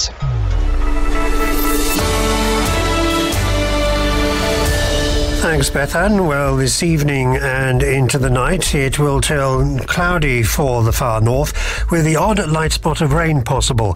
Further south, it will be dry and largely clear through the night. The minimum temperature, 8 to 11 Celsius. That's 46 to 52 degrees Fahrenheit. Tomorrow will turn cloudy with outbreaks of rain in the morning and some hill and coastal fog are likely. Rain will become lighter and patchier in the afternoon, but it will remain overcast. The maximum temperature 15 to 17 Celsius, 59 to 63 degrees Fahrenheit. That's the weather. Now with the traffic and travel, here's Johnny Ratner. Hello David, good evening, thank you very much. We'll start with the M48. If you're making a journey from England into Wales this evening, the Severn Bridge, the original crossing, so the westbound carriageway, has now been closed for the overnight roadworks from junction 1 at Ost through to 2 at Chepstow. It's expected to reopen at around 6 o'clock tomorrow morning. Looking at the diversion on the M4 over the Prince of Wales Bridge, looking quite clear and composed. And once you get onto the M4, that's coping well on the live traffic Wales images, despite light, the outside lane being closed off westbound near to Cardiff from junction 30 to 32 for the ongoing roadworks. It's a similar tale for the A55 and indeed for the A470. And finally in Bridgend, also for overnight roadworks, the A473, the Cowbridge Road, that's been closed once again between the Waterton roundabout and the junction with Wyndham Crescent. It is scheduled to reopen at around 6 o'clock tomorrow morning, we're being told by Highways. But for now, that's the very latest for you from BBC Radio Wales Travel. Congratulations, Cymru. Every Wales game live in the 2022 FIFA World Cup. On FM, digital radio and on BBC Sounds. This is BBC Radio Wales.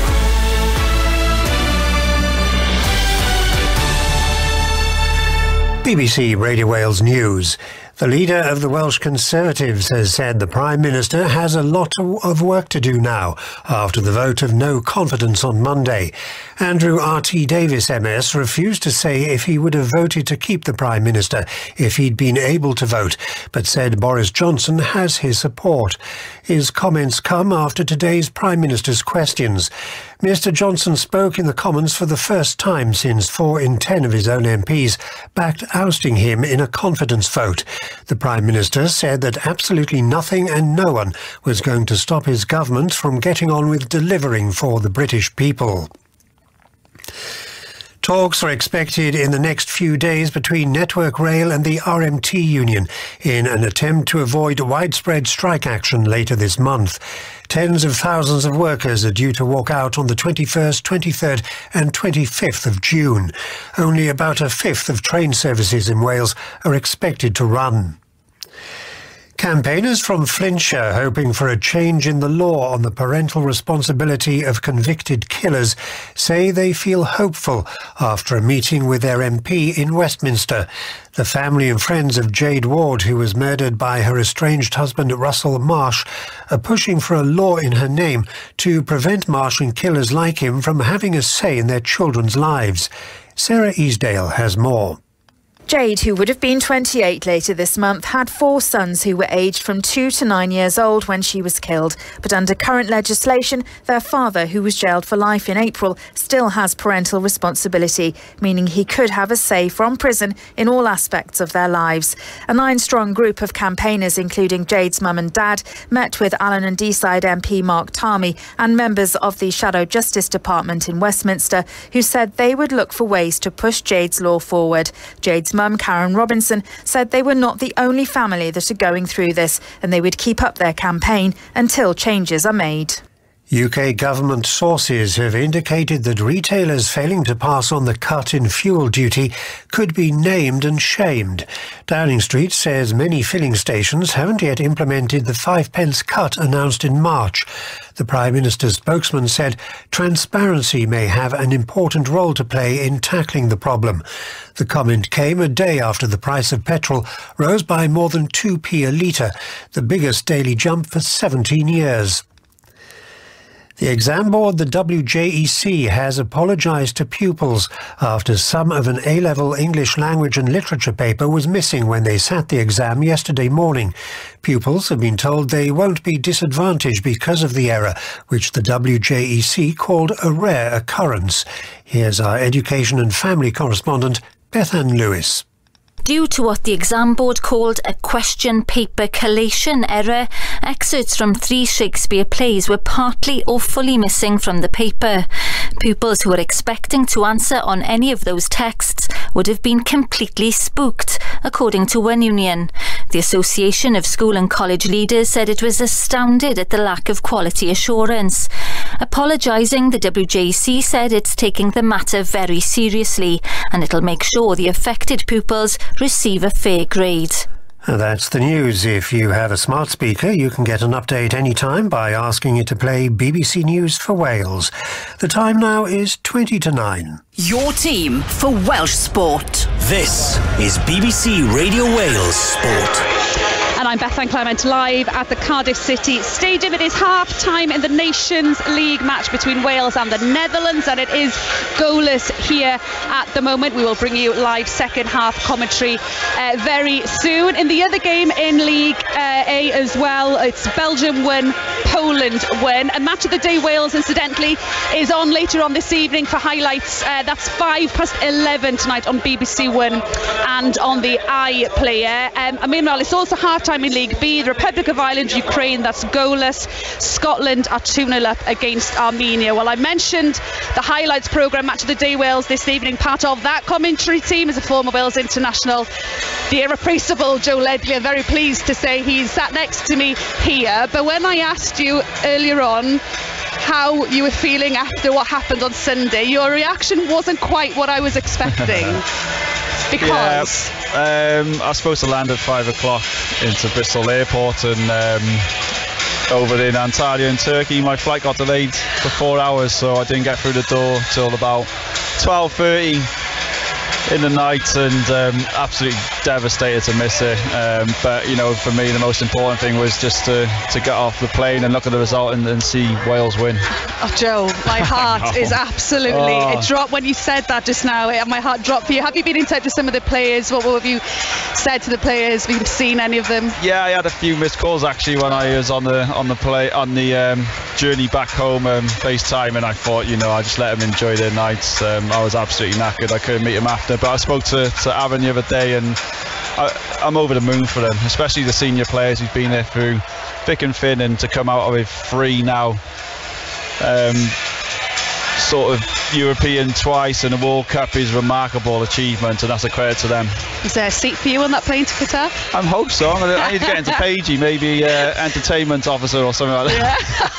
Yeah. That would suit. But listen, from that momentous occasion on Sunday, and then for this performance then from a very changed side, we touched of course 7 changes to the Welsh side. What have you made first of the team and what you've seen so far against the Netherlands from Wales? Yeah, not surprised obviously with the changes for Wales. You know, with a lot of games now in these last few days, which is sort of expected from Robert Page. You know, I think defensively, I think Wales have been outstanding, you know, keeping their shape, making Holland go long as well, and they're pressing high up. Dan James setting the tone, and Brendan Johnson as well, and then that's followed up with the midfield and defence. So defensively, Wales look solid. The Netherlands, you know, have had 11 changes. You can sort of see that in their play, a little bit slow at times and trying to find the gap in between the midfield, but Wales have dealt with it very well. Is it difficult for Wales to sort of know what to expect from Netherlands with a completely different team? Yeah, it is, and it's always difficult to, you know, from the hype as well on Sunday to come into a game with, you know, it's obviously a massive competition to be in and playing against the best teams in the world. That's why you want to be playing. But you know, I think at the moment Wales has held their own at the moment and doing very well. And with so many games in such a short space of time, more than what they had in the Euros last year, you trying to remember with the Cobras last year, isn't it? How are you seeing? As I say, you speaking with the players, you're seeing the players. How are they? I don't know, maybe coping with quick succession of big important games? Yeah, I think it's difficult for players. You know, if you look at the Championship players, League 1 and 2, you know, they finished up in early May, so you know, it's a long time to get fit and have 5 games in 2 weeks. I think it is. I think it's asking a lot for players, and especially now the way football's gone with the high intensity of running and the distance they cover. I think it's a little bit difficult on these sort of players. Joe, really do appreciate you joining us here on BBC Radio Wales Sport. Joe will be on Match of the Day Wales later this evening. The players are back on the pitch. Well, the Wales players are certainly back out on the pitch already, just waiting for Netherlands to come back onto the pitch. But I will go through some of the other news of the day quickly for you. Eleanor Barker, she's been included in Team Wales cycling squad for the Birmingham Commonwealth Games just 3 months after giving birth. Also included is former Tour de France winner Geraint Thomas, Alex Sean Davis and Olivia Breen. They're both amongst 19 para-athletes, Wales' largest ever contingent. Team Wales did announce 126 athletes across 11 sports for the Games, which start at the end of July. Much more on this on BBC Sport Online. And finally, back to football. And Liverpool have rejected a 30 million bid for Senegal forward Sadio Mane from Bayern Munich. Meanwhile, Cardiff City have signed Republic of Ireland winner Callum O'Dowda on a 3-year contract. He joins from Bristol City. So as I said, Cardiff City Stadium, Wales are already back on the pitch, ready for the second half in this Nations League game. The Netherlands are slowly coming out of the tunnel, so I'll hand you back to our commentary team. Natasha Harding, Nathan Blake, both alongside our football commentator, Rob Phillips. Thanks very much, Beth. One change already in the Wales side. It's in goal. Adam Davies comes in for his 4th cap. He's now at Sheffield United, of course. Went there in the January window from Stoke. Joe Rodon comes across to the near side to have maybe a bit of banana. Actually, I thought it might be an energy food. Well, they do give you energy, bananas, don't they? So Wales will now have Davis in goal, Mepham, Rodon and Ben Davies across the back. Connor Robertson, Rhys Norrington Davis. It is Wales, so there's plenty of Davises. And then in midfield, Levitt, Morrell, Wilson, James and Brennan Johnson leading the line.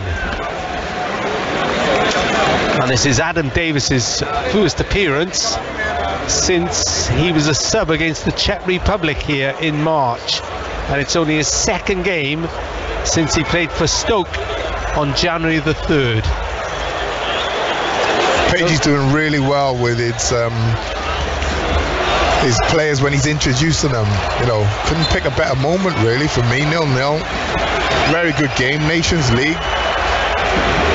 It's interesting, when I was being hugged by Tony Roberts, he was saying to me that he thought he had 3 great goalkeepers, and there's never any, the point he was making was, there's never any problem with any of them if they're left out. Okay, yeah. He said as soon as, because he's obviously had the conversation with Danny Ward last week with Rob Page. I think they've got rid of that out of the squad. Yeah, I think they have, Rob. Yeah. And it's a difficult thing to do because players aren't happy when they're not playing, or they're, you know, being brought off at substitutes and things like that.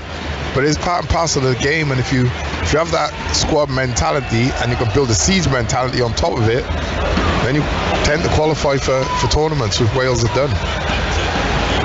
Gakpo in towards the Wales penalty area. Rodon was strong then. James will keep the ball from going out for a throw, and Gakpo is trying to rob him on the Wales byline. Tough for James, does well, turns and then knocks it against Gakpo's foot. Good defensive work. So the Netherlands unchanged, Plekken in goal, Teze, De Vries and Delete, the 3 centre-backs, Malacia and Hateboer, Schouten and Koopmeiners, Gakpo and Noah Long, and up front Berghorst of Burnley. It's 0-0. Koopmeiners into Schouten, the debutant. Wales haven't cleared the ball away though. Problems here for them. Lang, Teze, who started as they finished the first half, although Teze gives the ball away to James, gets it back slightly fortunately, and 2 Wales players go in on Gakpo. He's still down, but the ball is with Malacia. I would say play on Teze if you're Wales. Trying to attack down this left-hand side more often than not, especially on the counter. That's a lovely ball to Delete in behind the Wales defence, trying to set up Gakpo, but Dylan Levitt, don't know how much he knew about it, but he was in the right place at the right time. De Vries stood strong against Brennan Johnson there, who we've not seen too much of, has to be said. And then Mepham is penalised, not too far away from the Wales penalty area, only about 5-6 yards from the penalty. He's fortunate because he's the wrong side, Rob. Yeah. Should be defended inside there, because if the striker rolls him, which he did, that's why he had to cause the foul. He's on the outside of the defender. If the defender rolls him inside, he's straight at the goal. So it's actually a good foul to give away if you're Mepham. Yeah, Gakpo's trying to create some physical battles, isn't he? And he just got sucked into one there, and I think Mepham, but he did, you know, like you said, it is tactical foul, professional foul, whatever you want to call it. Koopmeiners and Teze are stood over this ball. It's about 8 yards outside the penalty area. Koopmeiners has stood away now. Malacia is hovering as well. Will it be Teze with a shot? 2 Dutch players in front of the Welsh wall. No, it's Koopmeiners who hits it, and Adam Davies very comfortably watches it go past his right hand post. Not too far away though. I did like, I was watching Mepham on that situation and just switched with, I think it was Dylan Levitt, who was picking up the big man at the far post, Hatboer. Just switched over with him, and little things like that just change the decision in the free kick taker's mind. Roden hit it long, so the Netherlands have it back from Davis's clearance, short clearance that is. Netherlands now playing from left to right towards the Grange end and towards their knot of fans on that far left hand side. 0-0. Group 4 of Elite League A in the Nations League. It's been a good competition for Wales. And they're in Group B, Section B. But they're having to work hard here to keep the Dutch at bay. They're starting to show get into their work now. Malacia wide on the left-hand side. Roberts goes out and meeting Gakpo is in support as well. Gakpo edge of the box. Instead they go further back. And then a shot and a goal. Koopmeiners low drive has given Netherlands the lead 5 minutes into the second half. They started to build up the pressure and the Dutch have made the breakthrough. It's Netherlands 1, Wales 0. Yeah, disappointing goal to give away if you're Wales there. They've done so well on those occasions so many times where the ball is being played in front of them across the 18-yard box. And I think it was Harry Wilson on that occasion. Should have closed the attacker down a lot quicker. Too passive. Yeah. I think, like we said first half, Nate, what they were really good at, when they were in that defensive, deeper shape, they were coming out and pressing, back now in, they're just back going out. side to side. Yeah, and when they're that close, you've got to get contact or at least press the ball. And yeah, it was just too easy for him. And unfortunately for Adam Davis, it was a great strike. Well, we said half time, didn't we, Tash? You are going to have times where you're going to have to press this ball now, both defensively and up front. You just can't afford to sit and allow the Dutch to just build confidence and build this sort of passing game that they love. So eventually they will punish you. They have those type of players. Yeah, absolutely. Adam Davis is beaten. Koopmeiners gets his first goal for his country. Wilson now. They reacted really well when they went behind to the Czech Republic in March. Wilson, arcing run out to the right-hand side. Levitt's there as well. Gets it from Roberts. Morel up towards Wilson, wide to Levitt. Levitt on his right foot goes inside to Morel. This is 15 yards inside the Dutch half. Roden wide to the captain Ben Davis.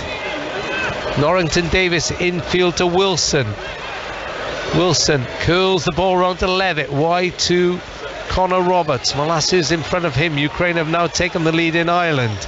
Mepham strides forward, sees a bit of space, goes back to Roden on halfway. Zhankov, the goal scorer for Ukraine. In League B, Wales trailing 1-0. Morel to James. James helps it square to Davis. Norrington Davis has a chance to cross from the left-hand side. Low cross, bounces off two Dutch players. Norrington Davis just curled it inside. Oh, one back by Dan James as the Dutch try to break. James into the penalty area, goes to ground. Not going to get a penalty for that, I don't think. I knew he was looking for a penalty before even. As soon as he got the ball, Rob, and turned, I thought he's looking for a penalty, Dan. Glenn Nyberg was there. But the ball has gone steaming down this right-hand side, but Roden is quick enough to get across there and nick the ball off him.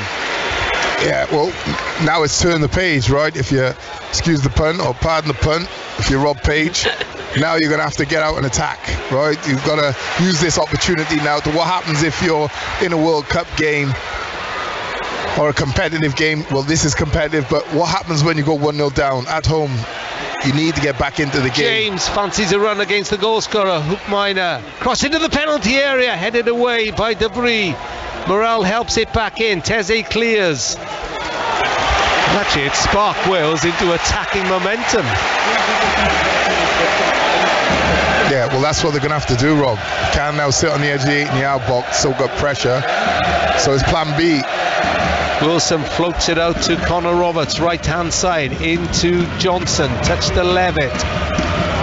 Yeah, Wales have got a lot more possession now, so what they're trying to do, each midfielder, so if it's not Ben Davis centre-back, it's the other midfielder Norrington Davis curls in a low cross. They're coming out into the Beckham wider right there. channels. They're trying to create overload. So like then you just saw Ben Davis coming up a bit higher, so it allows Joe Morrell to stay central. He then links up with Norrington Davis. We see it on the other side, and now Harry Wilson's got so much more space in central areas. Yeah. And this is what we knew was going to happen. Second half, Wales always maintain more possession. Tell you who were brilliant in the Euros was Italy. Yeah. Their 2 centre backs or 3 centre backs. Oh, that was nasty. And Berghorst looks down at Ben Davis. Yeah, the centre back stepping into midfield to make that extra midfielder. Chelsea do it, Man City do it, a lot of the top teams do it now. And just create that overload. Oh, we saw Zinchenko doing it to me for Ukraine as well. Yeah. So, you know, it's actually a good test for Wales now. You know, what you're going to do, you can't sit on the back foot. You have to switch your mentality, switch the way you're playing, and now you have to go at the opponent, try and get yourselves back in the game. And let's remember, Italy are not in the World Cup. Absolutely, yeah. Wales are, did you know? Oh, yeah, are they? 64 years since they were last there, yeah, just in case you forgot. What's our third time or second time? We've mentioned it. Second time? Well, in this minute, yeah. Yeah. What was it like the first time you went, Rob? I'm not going to go there, I told you. Couldn't afford to go to Sweden. Roden drives forward into the Dutch half and then can't find a red shirt with a square ball it's left. Positive though, Rob, right? Yeah. That's what you want. You know, press the game now, push it. You know, it's the Nations League. Yes, it's competitive, but you know, it's not the Euros, not the World Cup. You know, push this game now. Try and do something different. You know, like I say, plan B. What happens if you're in a tournament and you go 1-0 down, 15, 20 minutes to go? You can't sit in the same defensive shape. You've got to go forward. Morrell blocks the attempted ball forward by Judy Shooten, who plays his football at Bologna. His first call up to the Dutch squad. Amazing what Van Gaal has done with this squad. He took over after Frank de Boer had a disappointing Euros, drew his first game against Norway, did Van Gaal. And now they're unbeaten in 10. It's their best run since they were unbeaten in 17 in 2012-13 when Van Gaal was also in charge. I know they've got an absolute legend on the bench next to him in Davids, Edgar. Ben Davis, square to Levitt. Levitt thought about pulling the trigger, went wide, and it's intercepted by Malacia, who's a winger who'll break down that far side. The Dutch left, infield to Berghorst. Berghorst brings in Gakpo. Gakpo, they've got 3-4 in the box, but they can't get past Chris Mepham. Yeah, if you're Levitt, you've got to understand that's what happens if you give the ball away in those attacking positions. No pressure on him, simple pass, central midfield out to the right hand side. Too soft, not enough pace on the ball. Wrong side of the winger also allowed the defender to step into that space, and they're away on the counter attack. Now, when does the Wales cavalry come on, do you think? And does Gareth Bale get called into action as they're trailing 1-0? I don't know. I suspect Rob Page has got his plans and won't veer. Oh, Gakpo, is he onside? He's touched it wide anyway, and now the flag goes up. Yeah, but the game is really opening up now, Rob, because Wales are having to push. So gone is that sort of solidity at the back, you know, 9-10 players. Now there's gaps appearing quite comfortably. And it's how you can defend in those situations. Can you defend one-on-one? That's going to be incredibly important. Now Joe Morella's got a problem. He's sat down in the middle of the Wales half. Sean Connolly leads the chase.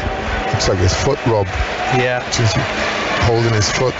Let's see Matt Smith. And Ruben Caldwell, I think, and Rob. Ruben Caldwell warming up now, and I think Matt Smith is going to get called into action. Did okay in Poland last week. Matt Smith actually playing wide on the right-hand side as a wing-back. Yeah. I'd like to see, I mean, it's like for like for me. I would love to see young Rubes go on there. Yeah, they've changed their mind, I think. Yeah, because you need a goal, right? Yeah. So, you know, yes, tell him he's got to do a bit of defensive work, but you know, trying to get forward. I think it is Ruben Colwell who's getting the nod. He's started to, Matt Smith has put a top back on, I think. So it's going to be largely defensive midfield player Morel being... I think Harry Wilson might drop a bit deeper. Ruben Colwell will go through the centre, because they're playing as a false 9, remember? Yeah. So it doesn't really matter who ends up as the false 9, but I do think Harry Wilson will probably go more of an 8 now rather than a false 9. So Ruben Colwell, not involved in Poland last week. He looked as if he was carrying an injury, but he gets the call in now to replace Joe Morel to earn his 5th cap.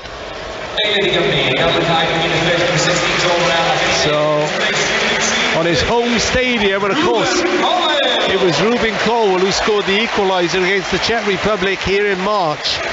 And if you remember, he was shaky, got that goal, or done a little turn in the middle of the pitch, and was brilliant after that.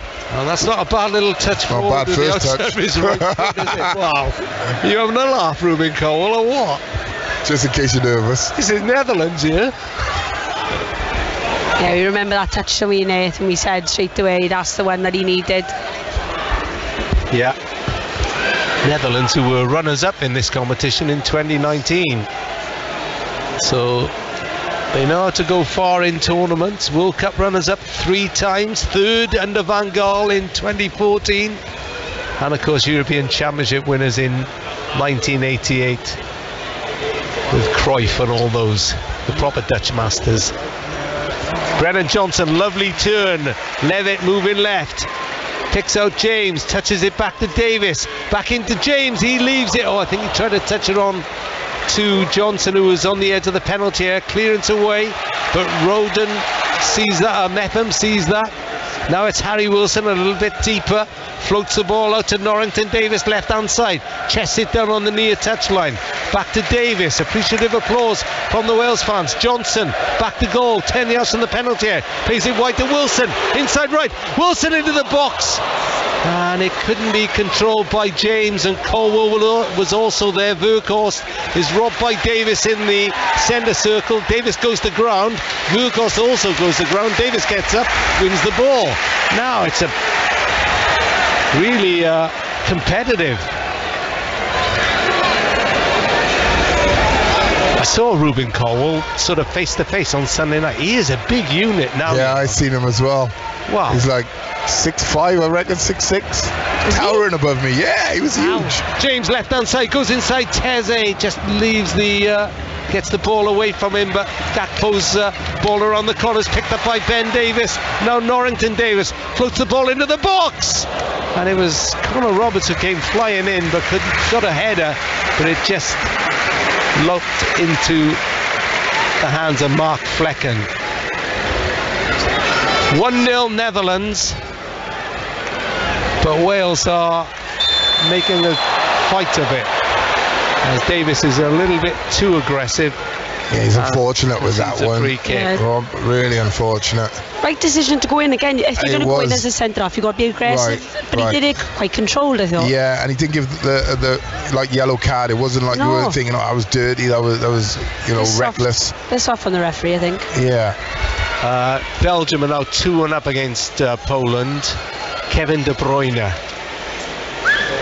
who said that a few times. Although he said last week, didn't he? He didn't like the Nations League. That'll be out on holiday. Yeah, I think that's not really been taken into account by FIFA. Hello, when do they ever take the players or the fans into account? Do they just plough on?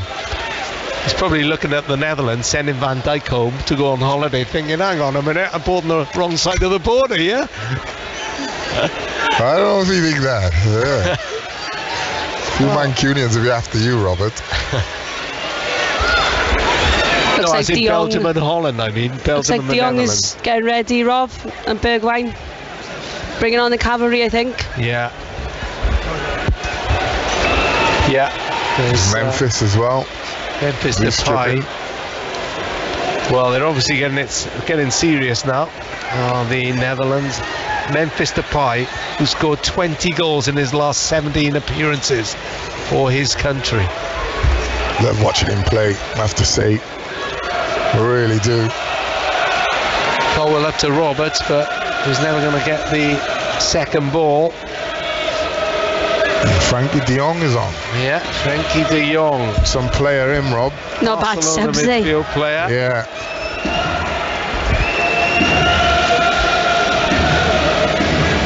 So he's just having a few instructions, and Bergwijn of Tottenham is coming on as well.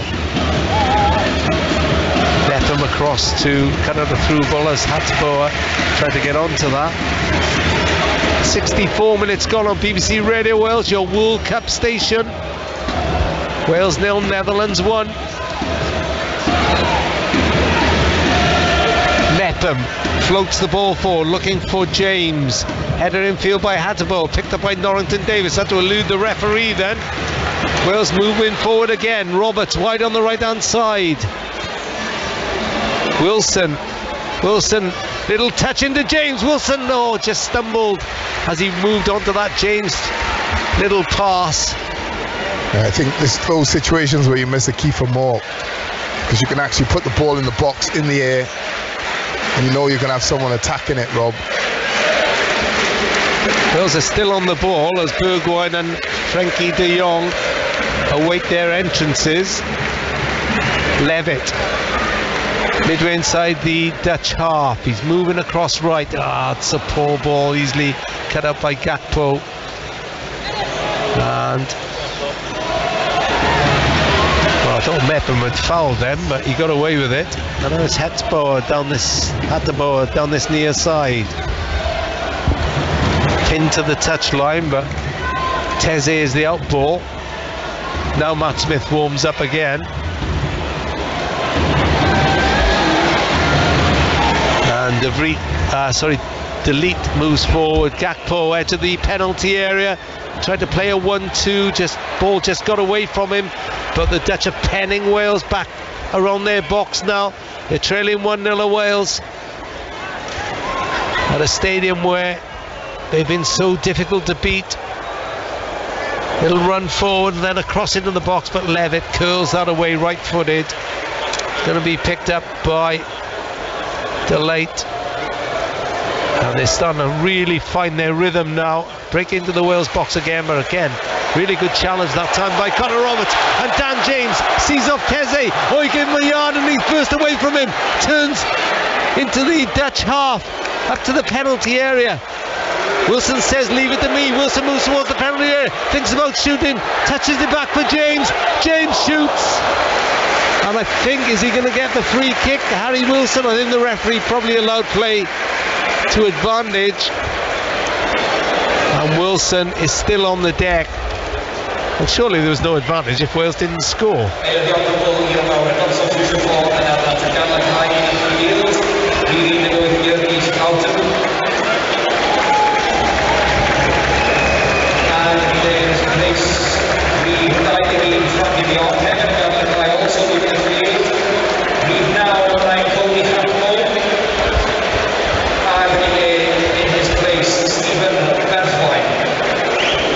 So Schouten, the debutant, is off, and Wales are giving Matt Smith another cap, and making way is Dylan Levitt. It didn't quite hit the heights of last week, Nathan Blake.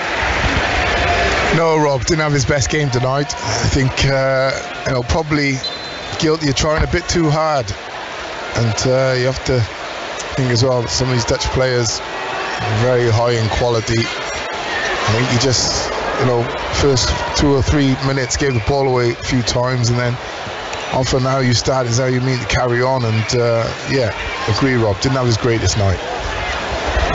Van Gaal was saying last night that Bergwijn, I asked him about Gareth Bennett, so he doesn't play many games, but then it's a bit like Bergwijn at Spurs. He didn't play many games for Spurs this season, but he does deliver for the Netherlands.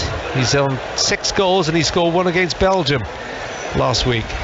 Yeah, I think when you have quality though, Rob, I think it's, no matter how many games you don't play or how many minutes, you always seem to produce, and I think that's what we found with Gareth Bale. Same as Aaron Ramsey.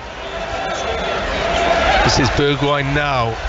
Onto a through ball into the penalty area. His clubmate Joe Roden comes across, manages to nick it off in, and Norrington Davis has to settle for a throw in near his own corner flag.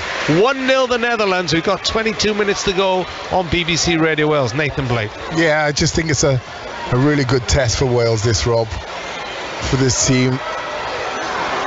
Coming up against a really good outfit. It's not the first string, but for these young players, these young lads, average age of 24, great experience. And I also think for Rob Page as well, what happens in tournament football when you do go a goal down in a tournament and you're up against your opponent who you fancy more than yourselves, player for player, but not as a team. You know, you do have to react tactically. You have to change things, which he's done tonight. Ken Norrington Davis, who I think has been one of Wales' standout players tonight. He's in the right place at the right time to make a defensive interception. Now the ball is at the other end. And I know Kiefer Moore didn't have his greatest night, right, against the Ukraine. But he's done enough of a job. It wasn't great, but he's done enough of a job. And I know we have this conversation many times about this false nine. I just don't think we're there yet, Rob.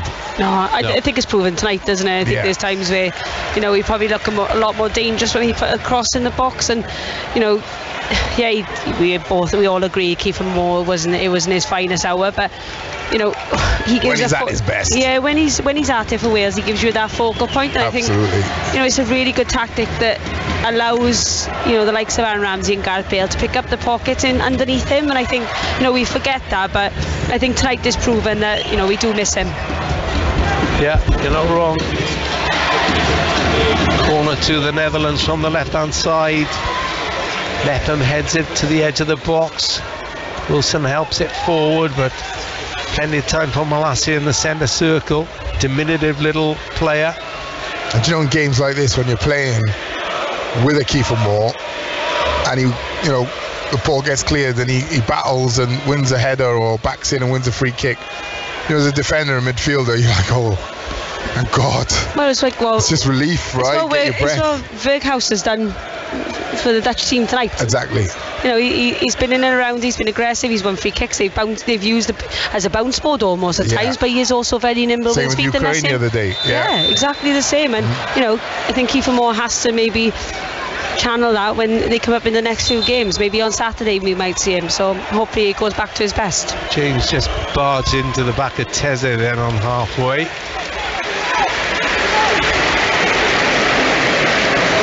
And Gareth Bale, the re-applause you can hear is that Gareth Bale just stood up and looks as if he's about to do some warm-ups. Oh, that was brilliant by Bergwijn. He was on the deck and he just touched it to De Jong. Bergwijn again, edge of the penalty area. Hateboer just on the right hand side. Chance to cross into the box. Davis just gets a touch. And Mepham helps it further clear. It's really well played by Davis, that difficult ball. He wasn't sure whether he was going to get clattered from behind, Rob. Little clip pass, cross from this right hand side. And then you think that's going to drop in the far corner.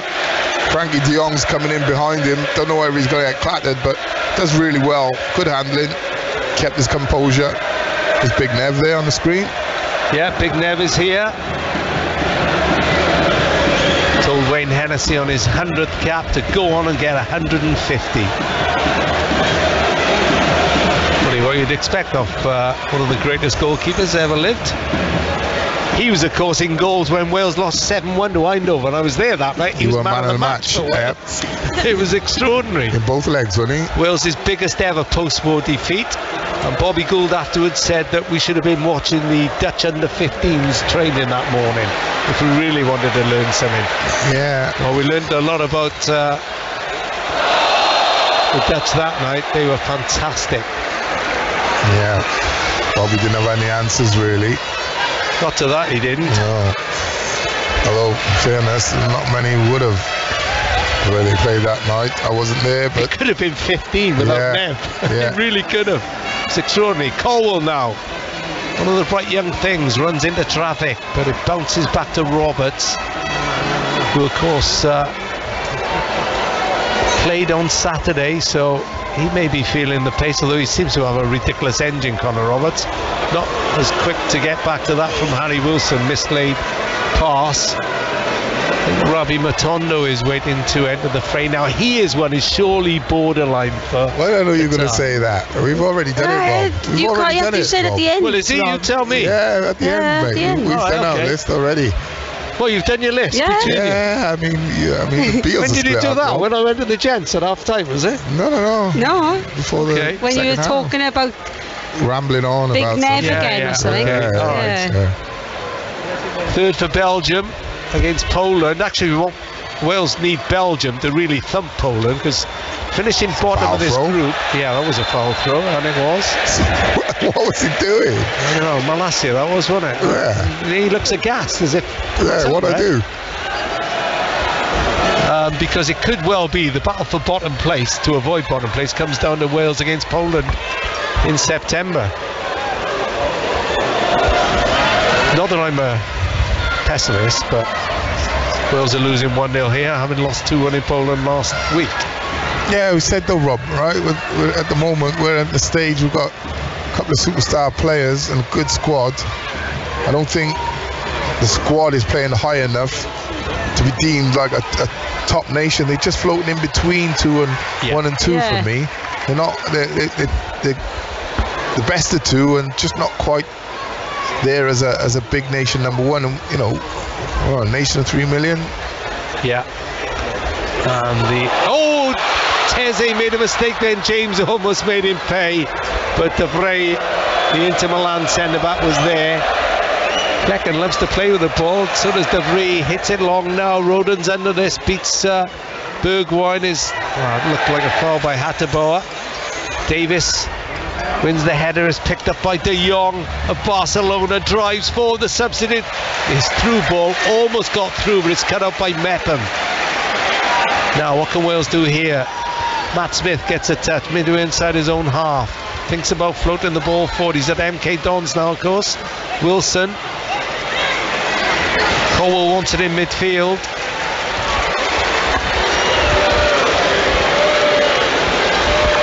Smith again, and it looks like Gareth Bale and Rabi Matondo are entering the fray. Cliff Jones has just tweeted us saying we, being Wales, are not the same without Kiefer Moore and Gareth Bale. I wonder if you'll argue with him about the false nine. Yeah. This is Colwell, oh, lovely little skip around and wins a corner. Industrious down that right hand side, faked to go inside and then went on. So, wait for it. Dan James makes way for the captain, the talisman, Gareth Bale, a man who's rescued Wales so often. And Brennan Johnson's cap is 11th for his country, ends to be replaced by Rabi Matondo. What strikes me most is, you said it earlier, Nathan Blake, as Bale gets the due respect, there are plenty of legs and pace in the squad. Because there aren't many quicker than Matondo in the Wales squad, I'd imagine. No. Yeah, there are, but you know, if you haven't got the ball, you can't use it. That's the problem from an attacking sense. That's what I say. In the second half, Wales have to. Ooh, that was a bit dodged, but Wales have to change the way they're playing once they go 1-0 down. Yeah. Well, look at Brendan Johnson. He's hardly touched the ball in the second half. It's been ineffective. You can be great, but if you don't get the ball, you're ineffective, unfortunately. Matt Smith floats the ball from deep into the penalty area, but De Jong was up against Harry Wilson, who's still got that one-hand bandage. Wales trailing 1-0 on Radio Wales Sport, approaching the last 12 minutes. It's been a fairly even game, but it was the low drive by Koopmeiners that beat Adam Davis. Hateboer is on the attack down this near side, and Rodon took no chances. Yeah, it was good defending. Good defending. I think that was probably the only time Hateboer has beaten Norrington Davis, really, and he had a 5-yard head start. Yeah, good 1-2, got him behind him. Good cross. Weghorst actually seemed to duck out the way. 6'5". I thought that was bread and butter for him. I'm not sure I told you it was Leandro Trossard of Brighton who's got Belgium's third against Poland. Don't forget they're here on Saturday night, 7:45 kickoff, live on BBC Radio Wales, with Wales every kick and into the World Cup as well, in case you've forgotten. 1-0 they trail here. De Jong square to Malacia, and wide on that far side is Delete, who's pushed forward now. He's gone to the wing back position with Frankie de Jong in. He's been compared to Beckenbauer, de Jong, because he's so comfortable. He's a brilliant player. I think it's talk of him going to United as well. It is, yeah. My two sons will be so happy. Just text him to say, I'm going to tell you what he's like in the flesh. And already he's impressing me. Well, Louis van Gaal was asked about Ten Hag's tenure at United. He said he's got more of a chance now there's a different chief executive. Well, he didn't do bad, did he, Louis van Gaal? Here comes Colwell, slides the ball forward. Lovely ball to Matondo. Matondo wide right. Roberts is racing to get forward. He raced past Gareth Bale then. Bale is on the ball now. Flicks it out to Ben Davies. Touch back to Norrington Davis. Bale wants it. Norrington Davis can't find him. Cut out by De Jong. And Netherlands lead 1-0. Clearance by the goalkeeper, Flecken. Second ball may come to Matondo. Really good battle going on between Rode and Burgos. Yeah. Very good battle going on there. Yeah. And I think Burgos has just come out worse from the latest skirmish because I think they clashed heads a little. Yeah, they did. Roden says he's all right. Yeah. 23,395. Well, when you think about it, there was 32,000 here on Sunday night. It's not the same, but actually I think that's a good turnout. Really good what I was going to say to you before, it's a good turnout, Rob. Yeah. You know, I was expecting 15 to 20. You know, anything over 20 is a brilliant turnout. And I suppose they're just enjoying the moment, right? Yeah. Enjoy the football. There's no pressure on anything. Okay, it's the Nations League. You want to win, but if you get relegated back to Group 2 or Group B, whatever it is, okay, it's not the end of the world. You know, so like I say, great turnout from Welsh fans tonight. Dawn Bowden is here, the Welsh AM Minister for Sport. She's bit of a Merthyr Town fan on the quiet, Tilton McKenna, Darren Park, and a Bristol City fan as well. Let's hope some of this money that the Welsh FA are going to gain now goes down to grassroots football as well. You know, people like Dawn Bowden to make that happen. I said before, charities, you know, youth football, schools. Must be a real big drive in youth football now. Quality pitches, 4Gs, 5Gs.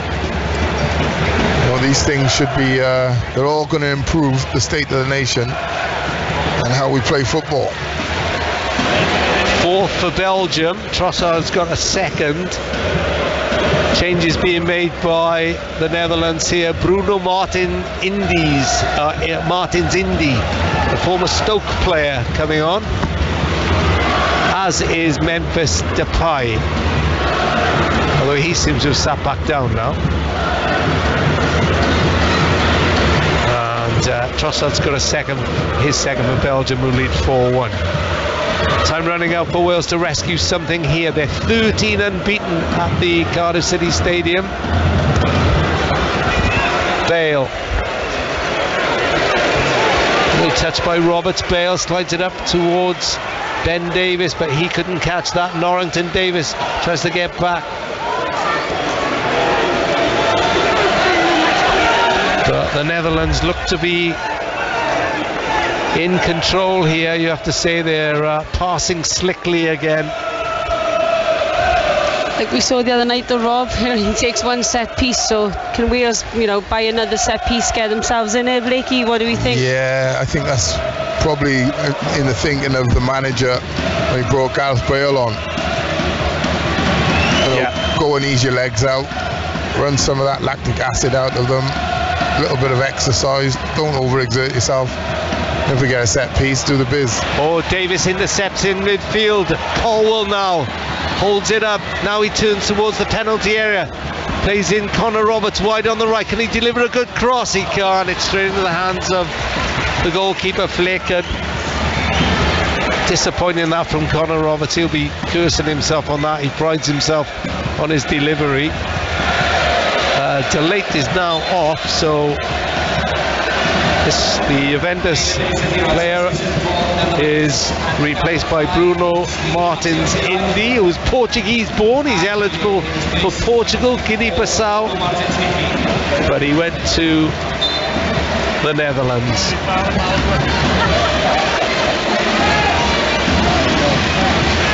Whereas he used to be at Stoke City, he's now at AZ Alkmaar. 1-0 here to the visitors. Delete in discussions with the coaching staff on the side, the medical staff, I think. I don't think it's anything too serious. He doesn't seem to be seeking medical attention.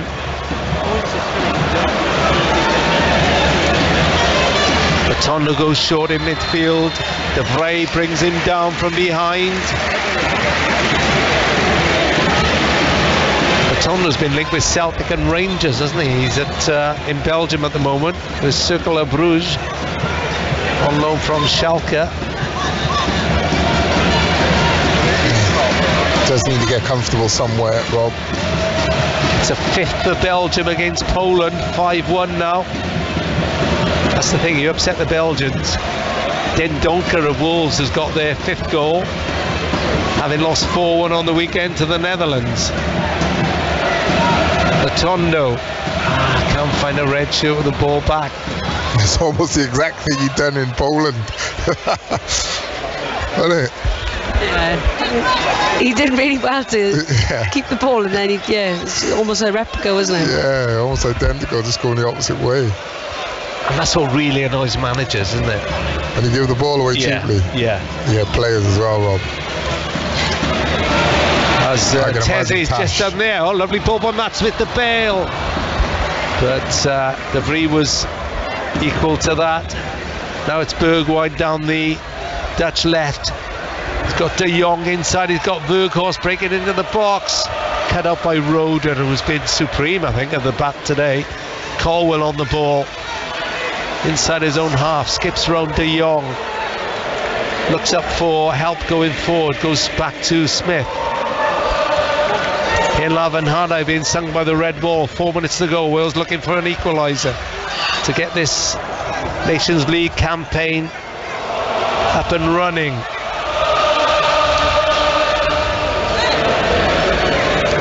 I think Matty Smith's done well since he's come on. I think this is what we expected Dylan Levitt to do. Matondo now into the penalty area from a Matty Smith pass. Can't find a red shirt with a cross. Don't know what he's trying to do then. I think it ricocheted towards Colwell. I think he tried to drive it across, Rob, and top the ball.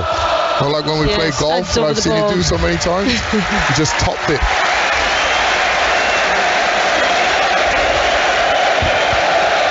Still time for Wales, looking for that equaliser. Ben Davis urges his side forward as he chases down a back pass. Yeah, he's right, Rob. That's what we've been saying all half. Right, how are you going to get back into this game?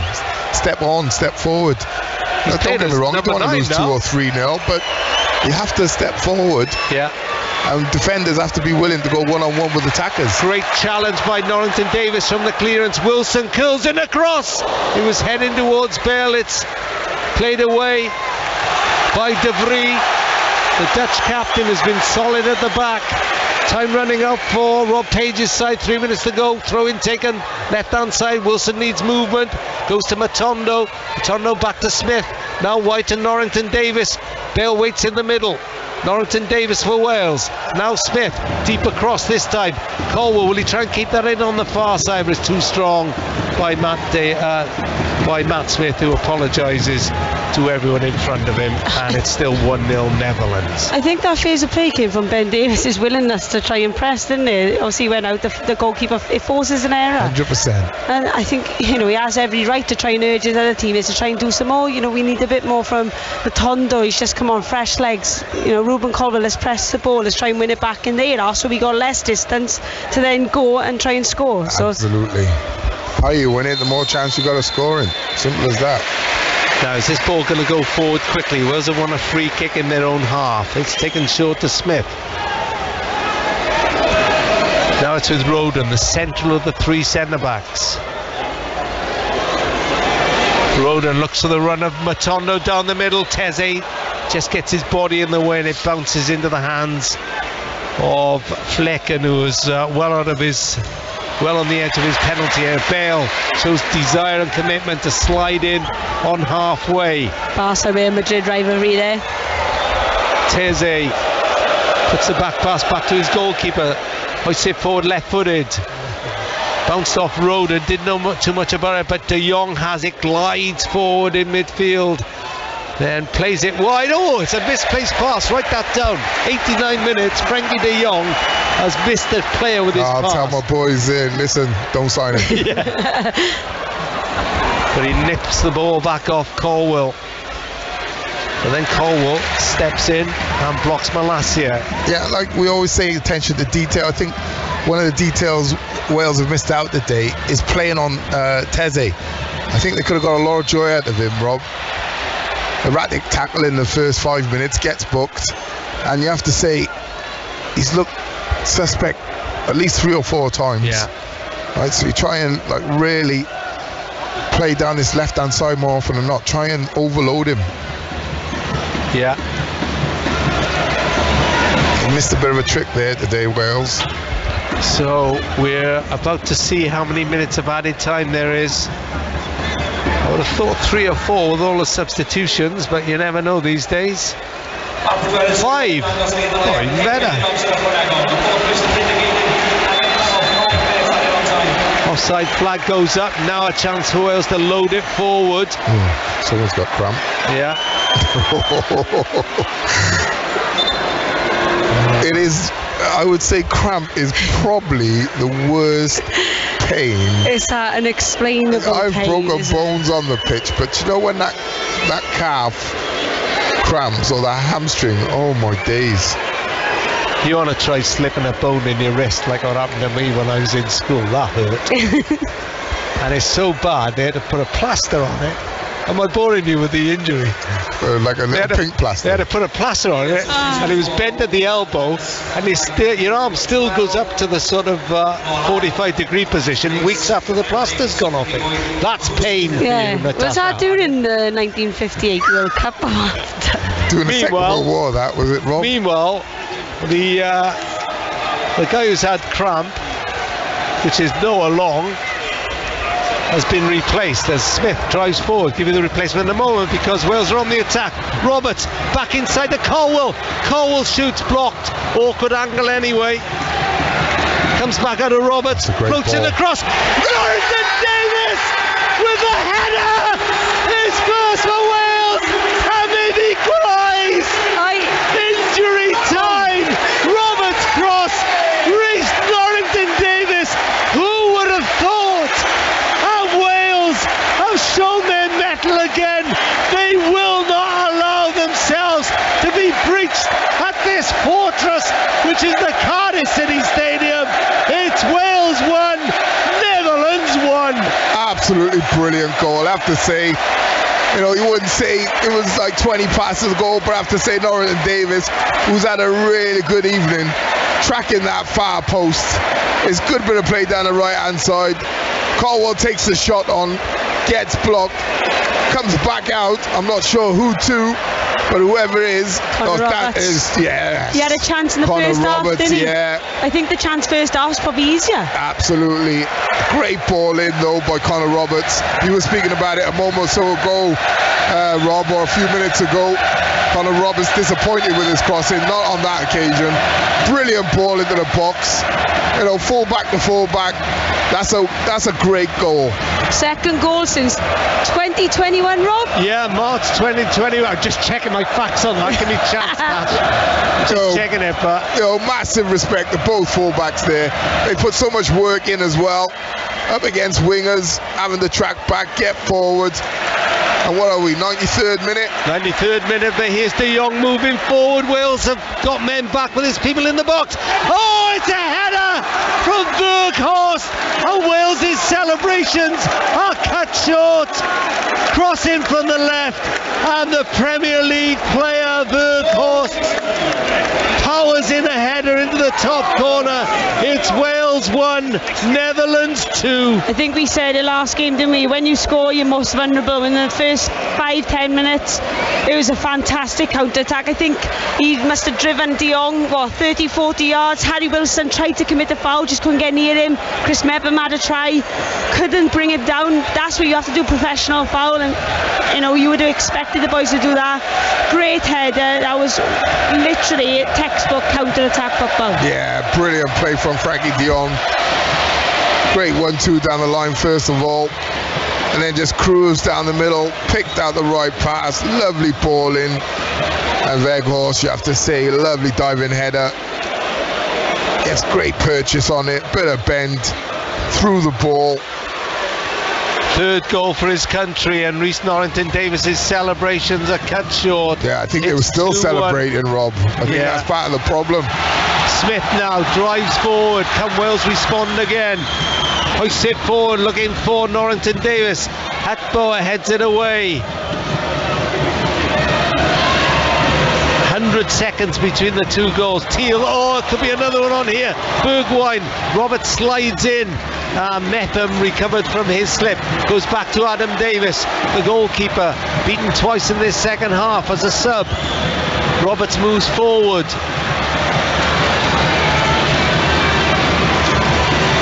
Davies drives it down the left-hand side. Wilson takes a touch onto Matondo. Matondo back to Davies. Got to get the cross in soon. Bale wants it. He's got his hands up in the penalty area. Ben Davies now slides it into Smith. Smith wide to Norrington-Davies, left-hand side. Into Wilson. Touched by Wilson. Can't find the intended target, who was Matondo, but Wales have got possession back again. Mepham jogs forward. Bale goes short. Bale turns down the right-hand side, pursued by Frenkie de Jong. Bale still going down that right-hand side. Crosses in right-footed from the far side, and Flecken collects the ball. Louis van Gaal wonders where the injury time has gone, and that's the final whistle. Well, Wales are defeated, but not disgraced. They thought they'd nicked the draw in injury time with Rhys Norrington-Davies' header, but they celebrated and were still celebrated when Wout Weghorst of Burnley popped up with a sucker punch just 100 seconds later. There were plenty of encouraging signs, but Wales are still to get off the mark in this Nations League group. It's finished here. Wales 1, Netherlands 2. Rob, thank you very much indeed. Nathan, Blake, Natasha, Harding in the commentary. Goodness, how disappointing was that right at the end, just when we thought that unbeaten run was going to continue at the fortress that we all know and love Cardiff City Stadium to be for the Wales senior side. How disappointing those last few minutes will have been for Wales, Nathan. Yeah, they'll be gutted, they'll be devastated, because really good goal to get themselves back in the game in injury time as well, so show great fitness levels and concentration levels. Like I said in commentary, fullback to fullback, Connor Roberts, Norrington-Davies tracking the fast stick, gets up, great header, but then they're still celebrating. And as Tash said, it's when you're at your most vulnerable, is when you've just scored. And they were still celebrating for me when they got back into position, thinking, we've done it. And it's a bit of a sucker punch, but that's what happens at top level football. And in the end, good play by De Jong down the left-hand side, lovely 1-2, drove into midfield, puts the ball wide, crossing the box, and Weghorst with a really good diving header. to win the game 2-1. So disappointing for Wales, disappointing for Rob Page, but a lot of good things in there also. Yeah, both sets of the sides are both still on the pitch.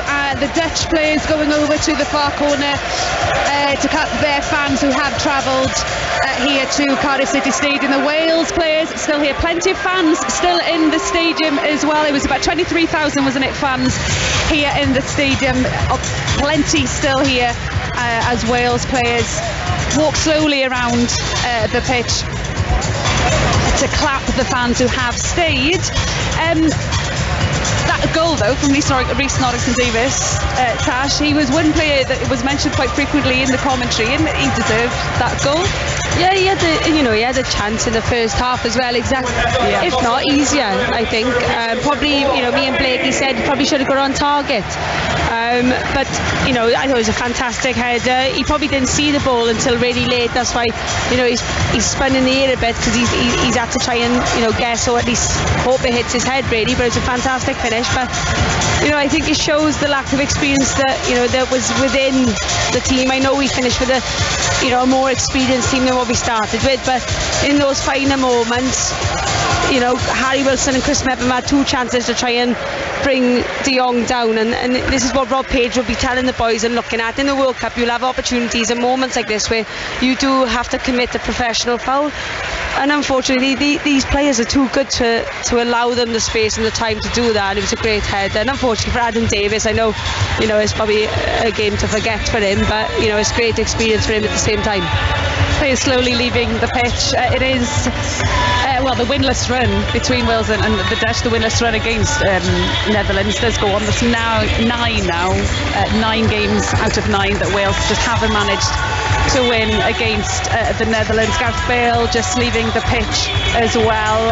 It doesn't really get much easier either for Wales. Saturday they welcome Belgium here again to the Cardiff City Stadium. The Red Devils, they bounced back from that defeat against the Netherlands. They scored 6 goals to 1 of Poland's. Netherlands, they are top of the table in League A Group 4. They're top with 6 points, 2 wins from 2 for them. Belgium, they're second on 3. Poland, third on goal difference. They've also got 3 points. Wales, though, bottom, pointless after 2 losses this evening, of course, and then Poland. From what we saw then from Wales, Nathan, as I said, it's not going to get any easier with Belgium, the visitors, here on Saturday. How different a team will we see from Rob Page? I think we'll see maybe you'll see Gareth Bale for a bit longer, and maybe 1 or 2 other players, but generally outside of what we've seen today and against Poland, the squad doesn't extend that much further. You know what I mean? So it's a difficult ask, because, like I've said, the players are spent at this stage of the season. I can't believe we're in June, to be honest with you, and still playing. So it's a big ask for the players, but regardless whether we played in League 1, League 2, some of them, Championship or Premier League, British football is a big ask. It's a hard season, so no surprises. I think what they've done is they've done really well tonight, because they've come out, set out their stall, gone defensive, deep defensive block. But then when they've said, right, we've conceded a goal, now we have to flip it and we have to try and get forward, get back in the game. Okay, lost in the end, but to be able to get back in the game 93 minutes deep, energy levels, concentration, I thought that was really good. It did finish 2-1. Let's hear now from Wales goal scorer Rhys Norrington-Davies. He's been speaking with Scorio's Sione Dafydd. Rhys, talk about a dramatic finish. It almost feels like a repeat of Poland. It's a cruel game. You should have got something out of that one. Yeah, no, I feel like we played well today, obviously against the top side. Disappointed with the result, to get ourselves back into the game. That second goal is obviously disappointing to concede, so it's something that we need to look back on and improve on. So yeah. For you personally, Rhys, your first goal for Wales, and I have to say, what a goal it was. I've never seen you jump so high. Yeah, no, obviously delighted to get the goal, but disappointed with the result. We have to look back at the result, so it's a disappointing night for myself. Yeah. And I think these games, you guys have proved tonight, these young players, that you want a place on that plane in Qatar, and you did just that this evening. Yeah, no, exactly. Obviously, we all want a place at the World Cup. so we're battling it out. As you say, quite a few youngsters played this evening, so it's vital minutes, and we've just got to show what we've got. Reece, 2 games to go this week. You know, you'll be able to take a lot of positive elements from tonight. Yeah, obviously we take a lot of positives from the games, but then at the end of the day, obviously we haven't picked up a point yet. Look back at the Poland game, I feel like we deserve more there, and obviously tonight, I feel like we could have at least taken a point from tonight, so yeah. Reece, I'll let you go. Diolch yn fawr. Cheers, thank you.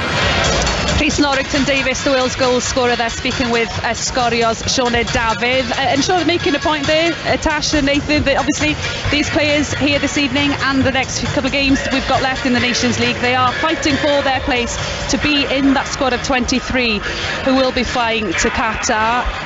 Who do you think, from tonight's performance, a lot can happen, yes I know, between now and November, but did anybody stand out for you first, Tash, or did anyone sort of cross his name off? Yeah, well, me and Blakey were obviously doing our list just before or during the game, and we actually had a question mark over Norrington-Davies. We wasn't quite sure whether he would go there, but for me tonight's performance was quite a mature one. It was a standout when he got a goal, and everything that he did, he was hard to beat. He created in the final third, and he was really solid. He was able to do his job really, really well, and probably more. So I would definitely say he was a question mark before, but I'd say he's probably a tick now. Performance, yeah. He was excellent, and up against Attenborough as well, who was lively, leggy, and could run all day. So like I said, those energy levels and concentration to be getting in at the far stick in the 93rd minute of a difficult game. Fair play to the lads. It was a great goal, and yeah, I know you're not going to pick on one performance, but he was probably, if you're questioning him, he was probably 90% there. It was just a small question mark over him, but yeah, on tonight's performance. I think one is a question mark now, or definitely maybe more of a question mark now, is Dylan Levitt. Do you think? Yeah, Dylan Levitt. I think we said Tash, obviously Adam Davis, Chris Gunter, not sure, needs to get a club and things like that. Matt Smith, Wes Burns, Gareth Bale, we're not sure about. Rob Phillips. Rob actually stopped chewing his through pasta then. Is that shot? Listening to that, and part of the highlights programme, which will be on Match of the Day Wales later this evening, is former Wales defender Danny Gabardon is in the studio as well. Danny, good evening to you. What did you make of that result, that performance this evening? Hi guys, how you doing? A little bit disappointing, obviously, to lose the game in the manner that we did, but I thought again the lads that kind of stepped in did an excellent job as always. We were very competitive. I thought first half we looked organised. Roles and responsibilities of the players were very good. I thought we looked a threat on the counter-attack at times, but just lacked a little bit of that kind of end product, I think.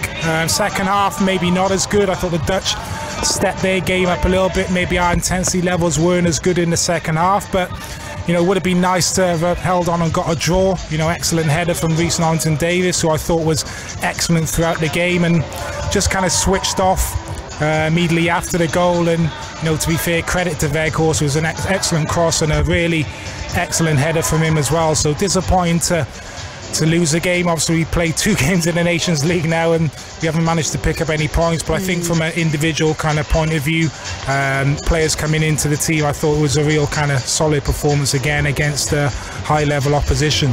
And it's opposition like these who we want to be facing. What will Rob Page as manager learn from this game this evening, but also these quick games in succession with obviously the World Cup, with games in quick and fast in the World Cup as well? Yeah, the games are coming thick and fast. It's not ideal for Robert Page with having these games kind of so close together. He's not able to do exactly what he wants to do. Obviously you've seen a lot of rotation players coming in, which is great because it's given the manager an opportunity to look at some of the younger players, look at the fringe players and see what they're all about. And I think what he will kind of take from these performances is you'll look at certain players and say, right, okay, I can trust you now when it comes down to the big games. If I have to stick one of you in, I know there's a level of trust, so I know you can come into the team and you can perform on a high level. So there'll be elements of the 2 performances to be really pleased with. It'd be nice to see us, where we've got to this stage of the Nations League where we're playing against top level opposition, where we can put our strongest 11 out and really test ourselves. I think the next kind of progression for us as a team is, not just obviously qualifying for a World Cup, which we have done, but it is when we come up against these top teams, getting results against them. I think if there is a small kind of negative, I think we've shown over the last 3 or 4 years where we play teams of our level, we're capable of holding our own, getting results, but when we've kind of had to make that step up and play against the likes of Holland, play against the likes of Denmark, we've probably been found wanting a little bit. So I think it would have been nice for the manager to really put a strong team out in these games in the Nations League and really test where we're at, but we've not been able to do that because of the circumstances. So then it comes down to, okay, fringe players coming in, let's see what they can do, give them experience, push their games on. So how difficult is it therefore to manage and that balance, to get the balance between giving them the opportunity but also to make sure that we get a performance and we get a result, because as we touched on the top of this programme, these are very important games. We don't want to be finishing the group 4th and then demoted up back down to League B, to Group B. Yeah, it is difficult for the manager. And as I say, ideally you want to play your strongest team in these games and we want to do well in this competition, but circumstances have kind of dictated, and you've seen a lot of other nations off the back of a very difficult season to have kind of 3 games in a space of 10 days.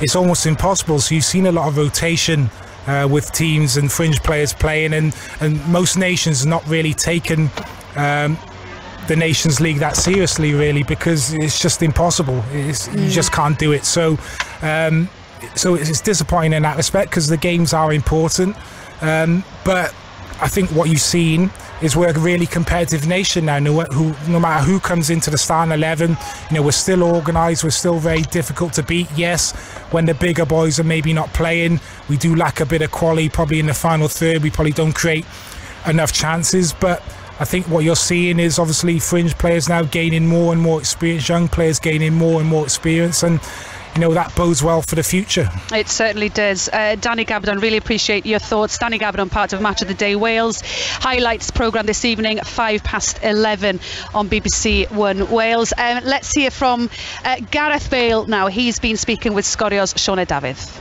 Gareth, once again we're reminded it's a cruel game of football. What are your reflections after that game? Yeah, no, it was a difficult game. Obviously we didn't have a full strength squad, but apologies, we've lost that. If we do get more reaction for Gareth Bale, we'll bring that to you as soon as possible. Nathan Blake, Tasha Harding, still alongside me here. Let me see. I think we've got Gareth Bale back.